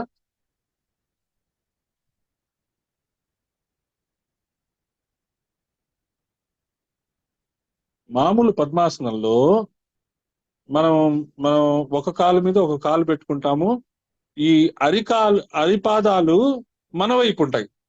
అమ్మవారు వేసిన పద్మాసనంలో మీరు చూడండి మళ్ళీ ఒకసారి, ఆ అరిపాదాలు బయటికి వచ్చి ఉంటాయి, బయట వైపు ఉంటాయి. అది చాలా క్లిష్టమైన ఆసనం. అది నేను తర్వాత షేర్ చేస్తాను అది మీకు. ఇది ఎక్కడ ఉంటుంది? కాంచీపురంలో కామాక్షి అమ్మవారు అలా ఉంటారు. అమ్మవారు వేసే పద్మాసనం మాత్రం సాధారణంగా అందరూ వేసే పద్మాసనం ఉండదు. ఇది గురువు యొక్క శిక్షణ లేకుండా ఇది చేయకూడదు. ఇలా కూర్చున్నప్పుడు మూలాధారం దగ్గర శక్తి జాగృతం అవుతుంది. మరి మా పాదాలు అలా కుదరదు కదండి అంటే, పద్మాసనం వేస్తే ఖచ్చితంగా మీకు మూలాధారం యొక్క శక్తి జాగృతం అవుతుంది. అమ్మవారు వేసినట్టు కనుక వేయగలిగితే ఇంకా మీకు ఢోకా లేదు, కుండలినిలో మీరు ప్రవేశించినట్టే. కాబట్టి మనకి అలా వేయడం కుదరదు కాబట్టి నార్మల్ గా పద్మాసనం వేసుకొని కూర్చుంటాం. పద్మాసనంలో కరెక్ట్ పోస్చర్ వస్తుంది అని చెప్తారు. మనము ఈ నడువు నిటారుగా పెట్టుకోండి, మన వెన్నెముక నిటారుగా పెట్టుకోండి అని చెప్తుంటాం కదా, అది పద్మాసనంలో కరెక్ట్ గా కుదురుతుంది అని చెప్తారు. ఇది పద్మాసనంలో భేదం. కామాక్షి అమ్మవారు ఆసనంలో కూర్చున్నప్పుడు కనుక పద్మాసన ధ్యానం చేస్తున్నప్పుడు హృదయంలో పద్మాసనంలో కూర్చున్న సుషుమ్న నాడి నుండి వచ్చే చైతన్యాన్ని ప్రధానంగా హృదయం తీసుకొని మనలో ఉండే 72,000 నాడులకు ప్రసరిస్తుంది. కనుక హృదయం ప్రధాన స్థానం హృదయబద్ధంలో ఉంది. కాబట్టి పద్మాసనం వేసుకున్నాం హృదయంలో కనుక అమ్మవారిని కనుక పద్మం కూర్చున్న అమ్మవారిని కనుక మనం ధ్యానం చేస్తే ఆమె యొక్క శక్తి మన శరీరంలో ఉండే 72,000 నాడుల్లో ప్రసరిస్తుంది అని అర్థం చేసుకుందాం. తర్వాత శ్రీ భగవత్ చైతన్య భగమాలినికి భగవతికి సంబంధం పరిశీలించాలి. పుంలింగంలో భగవాన్, స్త్రీలింగంలో భగవతి. బ్రహ్మేతి పరమాత్మేతి భగవానితి శబ్దతే. బ్రహ్మము పరమాత్మ భగవాన్ ఈ మూడు పర్యాయ పదాలు. ఐశ్వరస్య సమగ్రస్య ధర్మస్య యశసః శ్రేయః జ్ఞాన వైరాగ్య యోశ్చైవ షణ్ణాం భగ ఇతీరినా. సంపూర్ణముగు ఐశ్వర్యము, ధర్మము, యశస్సు, శ్రీ, జ్ఞానము, వైరాగ్యము ఇవన్నీ భగమని పేరు. కాబట్టి మనము ప్రపంచం యొక్క ఉత్పత్తి, ప్రళయాలు, సృష్టిలో ఉన్న జీవుల రాకపోకలు, ఏ జీవులను బంధించాలి, ఏ జీవులకు మోక్షం ఇవ్వాలి, ఇవన్నీ తెలిసిన వాళ్ళు భగవాన్ అని విష్ణు పురాణము భగవతి అని దేవి భాగవతం చెప్పాయి. కాబట్టి ఈ ప్రపంచాన్ని నడిపించే వాళ్ళు భగవాన్, భగవతి. కాబట్టి వాళ్ళకి మనము సరెండర్ అవుతాం. కనుక అమ్మవారిని భగవతి అని మనం ఆ నామంలో చెప్పుకుంటాం. కాబట్టి మొత్తం సృష్టి స్థితి లయల్ని ఆవిడే నడిపిస్తుంది, భగవాన్ భగవతి నడిపిస్తుంది. కాబట్టి మనము ఆ నామాన్ని అర్థం చేసుకుందాం. తర్వాత పద్మనాభ సహోదరి, శ్రీ పద్మనాభ సహోదరి అయిన అమ్మవారు పద్మనాభుడైన విష్ణువునికి సహోదరిట. అదేంటండి మరి అమ్మవారు అంటుంటే విష్ణువుకి సహోదరి అయింది ఎవరు? శివుడి యొక్క పత్ని అంటే పార్వతి. పార్వతి విష్ణు యొక్క సహోదరి. సమాన లక్షణం కలిగిన ఇద్దరికి ఉంటే సోదరి స్థానం పెడతారు. సోదరి అంటే ఖచ్చితంగా సిబ్లింగ్ అవ్వక్కర్లే, తోడపుట్టు అవ్వక్కర్లే, సిస్టర్ అవ్వక్కర్లే. If 2 persons are in same power, ఏం చెప్పాడు ఇక్కడ? సమాన లక్షణం కలిగిన శక్తి ఇద్దరికి ఉంటే వాళ్ళిద్దరు సోదరులు అంటారు. అంటే విష్ణువుకి ఎంత శక్తి ఉందో పార్వతికి అంత శక్తి ఉంది కాబట్టి వాళ్ళిద్దరూ సోదరులు, సోదరీమణులు. దీనికి సంబంధించిన కథ పురాణాల్లో ఉంది. కాంచీ క్షేత్రంలో లోకరక్షణం కోసం పెద్ద యజ్ఞం తలబెట్టారు. తపస్సు చేసి తర్వాత యజ్ఞం చేస్తే చాలా మంచిదని ఆ యజ్ఞానికి ముందు తపస్సు చేశారు. ఇలా తపస్సు చేస్తూ ధ్యానంలోకి వెళ్ళినప్పుడు బ్రహ్మ ఎదురుగా ఒక కాంతిపుంజం కనపడి దానిలో ఒక క్రమంలోగా పద్మంలో కూర్చొని అమ్మవారు తన అన్నగారైన విష్ణువుతో దర్శనం ఇచ్చింది ఆ బ్రహ్మకి.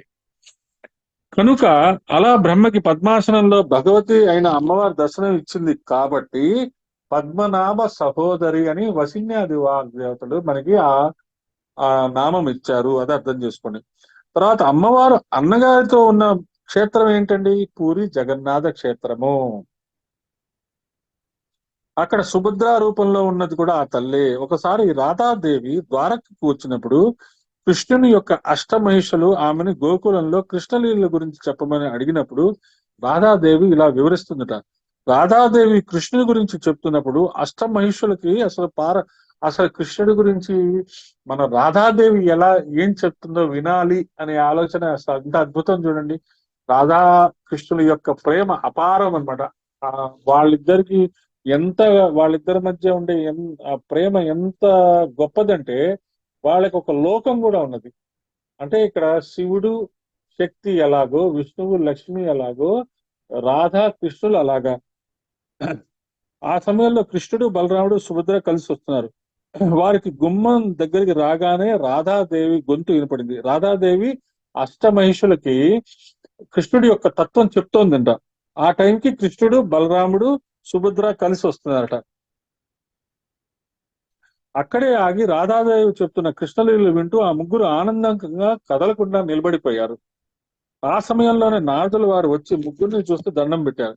రాధాదేవి కథ పూర్తి చేయగానే కృష్ణునికి బాహ్య దృష్టి వచ్చి నారదుని చూసి ఎంతసేపు అయింది వచ్చి అని నారదుని అడిగాడు. చాలాసేపు అయింది, మీ ముగ్గురు అలా నిలబడి ఉంటే చూడడానికి చాలా బాగుంది. మీ ముగ్గురు ఒక క్షేత్రంలో ఉంటే చూడాలనుంది అంటే కలియుగంలో పూరి క్షేత్రంలో అలాగే ఉంటాం. నారదుడికి ఇచ్చిన బ్లెస్సింగ్ అది. ముగ్గురు, కృష్ణుడు, బలరాముడు, సుభద్ర ముగ్గురు ఒక చోట మనకి కేవలం పూరి క్షేత్రంలోనే ఉంటుంది, జగన్నాథ దగ్గరే ఉంటుంది. అక్కడికి వెళ్ళి దర్శనం చేసుకుంటే కానీ ఇది జరగదు. నారదుడు అడుగుతాట, మీ ముగ్గురు కలిసి ఇలా ఒకే చోట ఉండి మీరు రాధ యొక్క ప్రవచనం వింటున్నారు, మీ ముగ్గురికి ఒకే చోట ఉండే దర్శనం మాకు ఇప్పించండి అంటే అప్పుడు చెప్తారన్నమాట నారదుడికి. కాబట్టి కాంచీపురంలో ఉండే అమ్మవారు కామాక్షిగా ఉంటే సోదరుడైన విష్ణువు పేరేంటండి? వరదరాజస్వామి. శివుడు కూడా ఇక్కడ ఏకాంబరేశ్వరుడుగా ఉంటాడు. మరొక క్షేత్రంలో అమ్మవారు పాండ్యపుత్రిగా వచ్చి సుందరేశ్వరుని వివాహం చేసుకుంది. అది కూడా మనకి తెలుసు కదా, సుందరేశుడు. అలాగా ఆ వివాహంలో, అప్పుడు వివాహంలో విష్ణువు గారు కన్యాదానం చేస్తారట సుందరేశ్వరుడికి. అప్పుడు అమ్మవారు అన్న విష్ణువుకి ఒక ఉంగరం ఇచ్చి పెట్టుకో అన్నయ్య అంటారట.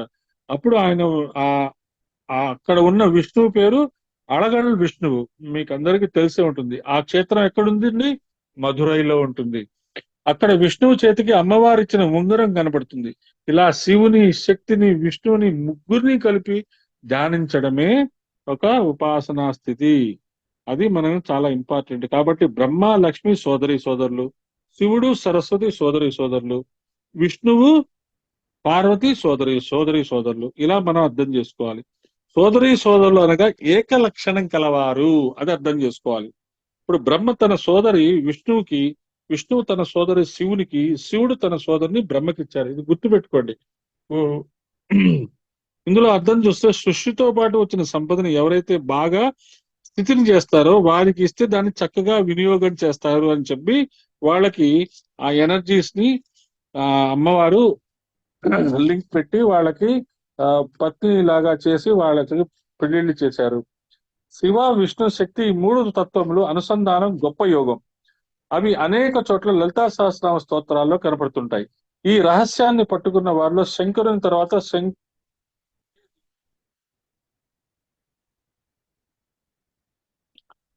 ఆ మహానుభావుడు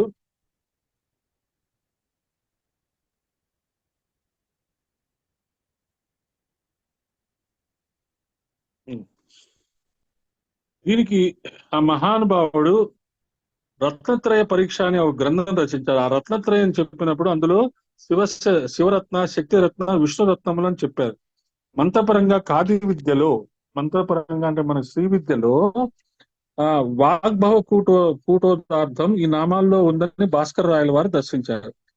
ఇంత ముందు కూడా మనము పద్మాసనం అన్నప్పుడు కకారము, భగవతి, పద్మనాభ సహోదరి, పద్మాసుడైన బ్రహ్మదేవుని సూచించే అక్షరం క, ఇంద్రుడు ఆ సూచించే శబ్దంలా, సహోదరి నామంలో హ, తదుపరిది కలిపి హ్రీంకారాన్ని సూచించింది. పద్మాసన, భగవతి, పద్మనాభ సహోదరి ఈ శ్లోకపాదం వాగ్భవ కూటాన్ని అంటే క ఏ ఈల హ్రీం సూచిస్తుందని చక్కని అన్వయాన్ని చెప్పారు. కాబట్టి మనము అనుగ్రహమాల మంత్రం చేసినప్పుడు కయేఈల హ్రీం అని మనం ఎప్పుడైతే అనుకుంటామో అక్కడ మనకి ఆరుగురిని మనం గుర్తు తెచ్చుకుంటున్నాం. ఎవరు? విష్ణువు, లక్ష్మి, పార్వతి, పరమేశ్వరి, బ్రహ్మ, సరస్వతి. కయేఈల హ్రీం నామాల్లో మంత్రశక్తులు ఇలా గూఢంగా దాగి ఉన్నాయి. కాబట్టి ఈ మనము ఏదో న్యాచురల్ గా చేసేస్తుంటాం, కానీ మనం డీప్ గా గనక మనం చేసే మంత్రాల యొక్క అర్థం కనుక తెలుసుకుంటే డైరెక్ట్ గా మనం పలికే మంత్రంలో ప్రతి అక్షరము ఆ భగవత్ శక్తికి తీసుకెళ్తుంది. తర్వాత మోస్ట్ ఇంపార్టెంట్ ఉన్మేష నిమిషోత్పన్న విపన్న భువనావళి. శ్రీ ఉన్మేష నిమిషోత్పన్న విపన్న భువనావళి నమః. ఉన్మేషం అంటే తెరచుట, నిమేషం అంటే మూయట. ఆ రెండిటిలోనే మొత్తం సృష్టి నిర్వహణ చేస్తుంది. తెరచుటలో ఉత్పన్నము, మూడేళ్లలో విపన్నము, మధ్యలో స్థితి. కళ్ళు తెరిచి కళ్ళు మూడేళ్లలోనే సృష్టిస్తుంది. అంటే అమ్మవారు అంటే మనకి బ్రహ్మ చెప్తారు కదా, బ్రహ్మ ఒక్క రోజు మనకి కొన్ని వేల కోట్ల సంవత్సరాలు అని చెప్తారు.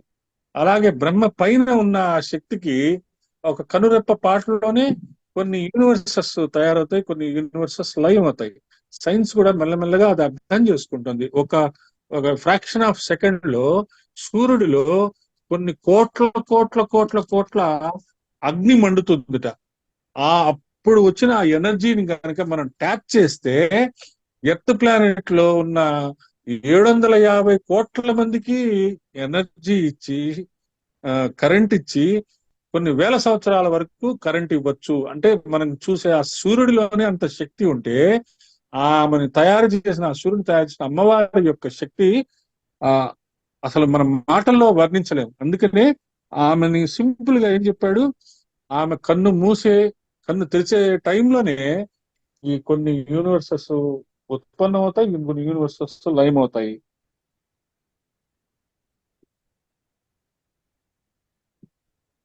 కళ్ళు మూసి కళ్ళు తెరవడంలో సృష్టి స్థితి లయాలు చేస్తున్న తల్లి అని చెప్పడంలో స్పందన శక్తి, వైబ్రేషన్ అనేది అర్థం చేసుకోవాలి. ఆ వైబ్రేషనే కాన్షియస్ గా వస్తుంది. అదే ఆ కాన్షియస్నెస్ సంకోచ వ్యాకోచాలు ఇలాగా మళ్ళీ కాంట్రాక్ట్ అవుతుంది, ఎక్స్పాండ్ అవుతుంది, కాంట్రాక్ట్ అవుతుంది, ఎక్స్పాండ్ అవుతుంది, కాంట్రాక్ట్ అవుతుంది, ఎక్స్పాండ్ అవుతుంది. ఈ సంకోచ వ్యాకోచాత్మకమైన పద్ధతి ప్రతి క్షణంలో జరుగుతూనే ఉంటుంది. ప్రతి సెకండ్ లో మన శరీరంలో గాని యూనివర్స్ లో గాని ఈ సంకోచ వ్యాకోచాలు జరుగుతుంటాయి, ఎక్స్పాండ్ అవుతుంటాయి, కాంట్రాక్ట్ అవుతుంటాయి, లైవ్ అవుతుంటాయి, పుడుతూ ఉంటాయి. అంటే దాన్ని ఎలా అర్థం చేసుకోవాలండి? మరి అంత యూనివర్స్ ని మనం ఎలా చూడగలమండి అంటే, ఎప్పుడైతే మీరు అంతర్యాగం చేస్తారో, ఎప్పుడైతే మీరు ధ్యానం చేస్తారో, ఎప్పుడైతే మీలోకి మీరు వెళ్తారో, మీ శరీరంలో కూడా కొన్ని వేల కోట్ల కణాలు ఉన్నాయి. దాన్నే దాన్నే మన సైంటిస్టులు red blood corpuscles, white blood corpuscles గా చూశారు. ఆ red blood corpuscles, white blood corpuscles ఎప్పుడు ఫైటింగ్ చేసుకుంటూనే ఉంటాయి. ఒకటి డిస్ట్రాయ్ అవుతుంటాయి, మళ్ళీ కొత్తవి పుడుతుంటాయి, డిస్ట్రాయ్ అవుతుంటాయి, కొత్తవి పుడుతుంటాయి, సెల్ మల్టిప్లై అవుతుంటాయి, డివిజన్స్ అవుతుంటాయి, మళ్ళీ మాయమైపోతుంటాయి. ఇలాగా ఈ అనంతమైన యూనివర్స్ లో ఏం జరుగుతుందో మన శరీరంలో కూడా అదే గందరగోళం జరుగుతుంది. కానీ ఒక పద్ధతిగా జరుగుతుంది కాబట్టే మనము ఇలా చూడగలుగుతున్నాము. సో ఇక్కడికి మనము నిమిషోత్పన్న విపన్న గుణావళ్యేనమా అయిపోయింది. తర్వాత శీర్ష వదన, శ్రీ శీర్ష వదనాయన సహస్రాక్షి, శ్రీ సహస్రపాత్, శ్రీ సహస్రపదే నమ. అంటే ఓం శ్రీ సహస్ర శీర్ష వదన, సహస్రాక్షి, సహస్రపాత్. అంటే సహస్రము అంటే ఏంటి? సింపుల్ గా గాయత్రి, మహావిజ్ఞానము, సూర్య విజ్ఞానము. ఈ నామాలు భాను విద్యలో చెప్తున్నారు. సూర్యపరంగా భావన చేస్తే సూర్యునికి ఈ పేర్లు కూడా వర్తిస్తాయి. ఈ కిరణ అంటే మనకి సూర్యుడి నుంచి వచ్చే కిరణాలు సహస్రము అంటారు. మన సహస్రారము అని చెప్తాం కదా, సహస్రారంలో కూడా ఉండే కిరణాలు సహస్రము.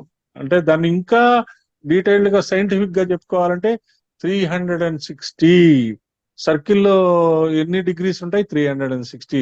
మళ్ళీ 365 కాదు, 365 ఎలా ఏర్పడుతుంది అంటే ఆ ఎర్త్ ప్లానెట్ యొక్క మూవ్మెంట్ వల్ల 365 ఏర్పడుతుంది. Actually it is only 360. 10 minutes లో ఎండ్ అయిపోతుంది. మనము దీన్ని జాగ్రత్తగా క్లోజ్ చేద్దాం. భారతీయ సంస్కృతి ఏ దేవతోపాసన చేసినా సూర్యునితోనే చేస్తుంది. సారీ, ఉన్మేష నిమిషోత్పన్న. ఉన్మేష అంటే ఏం చెప్పారు? సారీ. Yes no problem. ఉన్మేషం అంటే తెరుచుట, నిమేషం అంటే మూయుట, ఓపెనింగ్ అండ్ క్లోజింగ్. ఎట్ ఒక స్ప్లిట్ సెకండ్ లో కొన్ని వేల యూనివర్సెస్ సృష్టింపబడుతున్నాయి, కొన్ని వేల యూనివర్సెస్ లైవ్ అయిపోతున్నాయి. అంటే అది ట్రాన్స్ఫార్మ్ అవుతున్నాయి, డిస్ట్రాయ్ అవ్వట్ల. లైవ్ అవ్వడం అంటే శివుడు నాశనం చేస్తాడు అంటారు, కానీ అది ట్రాన్స్ఫార్మ్ అవుతుంది. Matter can neither be created Nar destroyed. Matter transform అవుతుంది అనమాట. ఒక కొత్త రకమైన యూనివర్స్ తయారవుతుంది, ఆ పాత రకమైన యూనివర్స్ మళ్ళీ లైవ్ అయిపోతుంది. అలాగే కాంట్రాక్షన్, ఎక్స్పాన్షన్, ఇవి రెండు కూడా జాగ్రత్తగా గుర్తుంచుకోవాలి. ఇవి కూడా జరుగుతుంది మన శరీరంలో కూడా. కొత్త సెల్స్ వస్తున్నాయి, పాత సెల్స్ పోతున్నాయి. కొత్త సెల్స్ వచ్చేవి కాంట్రాక్ట్ అవుతున్నాయి, ఎక్స్పాండ్ అవుతున్నాయి. అలా మనము at fraction of a second కొన్ని కోట్ల ఎనర్జీ వస్తుందని మనం కూడా సూర్యుడి నుంచి చెప్పుకుంటున్నాం. కాబట్టి మన సూర్యుడే మనకి ముఖ్యమైన ఇదిగా చెప్తున్నారు. కాబట్టి అసలు ఆ సూర్యుడే నిజమైన అగ్నిహోత్రము. మనం అగ్ని దీపం వెలిగించినా గాని, ఇంట్లో హోమం చేసినప్పుడు గాని సూర్యుడిని మన దగ్గర పెట్టుకున్నాము, చంద్రుడిని మన దగ్గర పెట్టుకున్నాము. సూర్యుడు, చంద్రుడు, అగ్ని కలిపి మనం ఉపాసన చేస్తున్నాము అని అర్థం చేసుకుంటే మనకి సూర్యుడిని చూసినా, చంద్రుడిని చూసినా, అగ్నిని చూసినా ఆ భావం ఉంటుంది. అందుకనే ఆదిత్య హృదయంలో ఏష చైవాగ్నిహోత్రంచ ఫలం చైవాగ్నిహోత్రిణాం వేదాశ్చ క్రతవశ్చైవ క్రతూనా ఫలమేవచ అన్నాడు. భగం ససుశిచిత్ వసురంతరిక్ష సదోద్ధా వేద విదేశత్ అని వైదిక మంత్రం ఒకటి ఉన్నది. సూర్య భగవానికి వేదిషత్ అని ఒక పేరుందంట. అంటే వేది యందు ఉండువాడు. అగ్నిహోత్రానికి ఆయనే ఒక అగ్నిహోత్రం కాబట్టి ఆయన్నే వేదవత్ అంటారు. జ్ఞానప్రదాయని అన్నప్పుడు సహస్ర శీర్ష వదన, దర్శన శక్తి వచ్చినప్పుడు సహస్రాక్షి, గమన శక్తి వచ్చినప్పుడు సహస్రపాత్. జ్ఞానం ఇచ్చేది ఎవరండి? సహస్ర శీర్ష వదన. 1000 శిరస్సులు ఉండే ఆ ఆవిడ, ఆ శక్తి మనకి జ్ఞానం ఇస్తుంది. మనకి దర్శనం ఎలా ఇస్తుంది? సహస్రాక్షి, 1000 కళ్ళు ఉన్న గలవి. అలాగే మనము సన్మార్గం వైపు ఎలా తీసుకెళ్తుంది? గమన శక్తి, యాక్షన్, అంటే ఇవల్యూషన్ లో ముందుకు తీసుకెళ్లేది ఎవరు? సహస్రపాత్. కాబట్టి సహస్ర శీర్ష వదన, సహస్రాక్షి, సహస్రపాత్, ఈ మూడు చాలా ఇంపార్టెంట్. శ్రీ సహస్ర శీర్ష వదన ఏ నమః, శ్రీ సహస్రాక్షయ నమః, శ్రీ సహస్రపదే నమః. ఈ మూడు మనల్ని మొత్తం తీసుకుంటుంది. సహస్రం అంటేనే అనంతం అని అర్థం. అనంతమైన నేత్రములు, అనంతమైన శిరస్సులు, అనంతమైన పాదములు కలిగి అని చెప్పినప్పుడు అనంత ఇంద్రియ శక్తి అని అర్థము. అమ్మవారి చైతన్యం అందరిలో ఉందని కదా ముందు నామాల వరకు మనం తెలుసుకుంటుంది. పరిశీలిస్తే దర్శన శక్తి, శ్రవణ శక్తి, వాక్ శక్తి అమ్మవారు. నేను మాట్లాడుతున్నానా? మీరు వింటున్నారా? మీలో అమ్మవారి యొక్క చేతనత్వం వింటోంది, ఆ చేతనత్వాన్ని నిద్ర లేపుతుంది. నాలో అమ్మవారి చేతనత్వం మాట్లాడిస్తోంది, ఆ నిద్రపోతున్న అమ్మవారి చేతనత్వం పైకి లేపుతుంది మాటల ద్వారా. ఇలా కనుక మనం అర్థం చేసుకుంటే మీ మధ్య మా మధ్య చెప్పేవాడు ఉండడు, వినేవాడు ఉండడు, అమ్మవారు మాత్రమే ఉంటారు. చెప్పేది అమ్మవారే, వినేది అమ్మవారే. అసలు మనం లేము అసలు ఇక్కడ. ఎంత అద్భుతమైన భావన అర్థం చేసుకోండి. మనం ఎక్కడైతే మనం వింటున్నామో అని భ్రమపడుతున్నామో అది వినట్లేదు, అమ్మవారే మన ద్వారా వింటోంది. వాడెవడో ఒకడు జూమ్ లో చెప్తున్నాడు, వాడు కాదు, అమ్మవారే మనకి చెప్తోంది అనే భావన మనకి అర్థమైంది అనుకోండి, అంతా అమ్మవారే. అందుకనే శ్రీ సహర్ష శీర్ష వదనాయ నమః, శ్రీ సహస్రాక్షయ నమః, శ్రీ సహస్రపదే నమః. సృష్టిలో అందరి కన్నుల్లోంచి చూస్తున్న దర్శన శక్తి, అందరి శిరస్సుల్లో ఉండే జ్ఞానశక్తి, అందరి పాదాల్లో ఉండే గమన శక్తి, ఇవే ఈ 3 పదాలు. అందుకనే మనం ఇందాక organs of action, sensory organs మనం చెప్పుకున్నాం. అంటే మన శరీరంలో ఉండే ప్రతి ఒక్క ఆర్గన్, ప్రతి ఒక్క శక్తి ఎలా ఇంటర్లింక్ అయింది అనేది అర్థం చేసుకోవాలి. ఇప్పుడు కారులో ఒక ఇంజిన్ ఉంటుంది, ఆ ఇంజిన్ ఒక పెట్రోల్ అందులోకి వెళ్ళి ఎనర్జీగా మారి కార్ని ముందుకు తోస్తుంది. అలాగే మన శరీరంలో ఉండే అన్ని పార్ట్స్ లోకి ఆ బ్లడ్ ఎనర్జీగా మారి మనల్ని ముందుకు తోస్తుంది అనేది మనం అర్థం చేసుకున్నాం అనుకోండి, ఇంక మనం ముందుకు వెళ్ళొచ్చు. ఆ బ్రహ్మ కీట జనని, శ్రీ ఆ బ్రహ్మ కీట జనన్యే నమః. ఆ బ్రహ్మ కీట జనని వర్ణాశ్రమ విధాయని, నిజాజ్ఞారూప గనిమ, పుణ్య ఫలప్రద. ఇది ఒక పదాల సమూహం. సహస్రవ్యాపిని అయిన జగదంబ సృష్టిలో అందరికి తల్లి ఎవరు? ఆ బ్రహ్మ కీట జనని. బ్రహ్మదేవుడు మొదలుకొని కీటకం వరకు, బ్రహ్మము దగ్గర నుంచి ఇన్సెక్ట్ వరకు అంతా ఆవిడే. కాబట్టి ఎందుకంటే అక్కడి నుంచి మనం కూడా రాళ్ళు, to be stone, use to be A tree, use to be insect. ఆ ఇన్సెక్ట్ నుంచి మనము ఆంఫీబియన్స్ గా వచ్చాము, సముద్రంలో గా వచ్చాము, ఆ తర్వాత మనిషిగా మారాము. కేవలం మానవులకు మాత్రమే కాదు, బ్రహ్మదేవుడు మొదలుకొని కీటకం వరకు అందరికీ ఆవిడే తల్లి. అయితే మానవునికి ఉన్న బుద్ధిశక్తి వల్ల శక్తిని గ్రహించే అవకాశం ఉంది, వాటికి అది లేదు. Because you are all blessed, you have done lot of homework that you are in human form today, and you are having the power of intelligence, intellect. వాటికి లేదు. కాబట్టి ఆ ఇంటెలెక్ట్ ని కరెక్ట్ గా ఉపయోగించుకుంటే ఆవిడ సర్వ జగజ్జన్య అవుతుంది, ఆవిడే శ్రీమాత అవుతుంది, ఆవిడే కారణం అవుతుంది, ఆవిడే పోషకం అవుతుంది, ఆవిడే రక్ష కూడా ఇస్తుంది. కాబట్టి ఆవిడే అందరికి తల్లి, ఆవిడే కారణం, పోషకం, రక్షకం. అంటే she's the reason for our existence, she's the reason for our upliftment, and she's the reason for our protection. ఇలా మనము కీట జనని, శ్రీ ఆబ్రహ్మ జనని అయిన మహా అనేది మనం అర్థం చేసుకొని ఈ రోజు సెషన్ మనం క్లోజ్ చేస్తాము. సో ఇలా మనం ఈరోజు 24th సెషన్ చాలా గ్రాండ్ గా జరుపుకున్నాము. I think everybody is happy with that.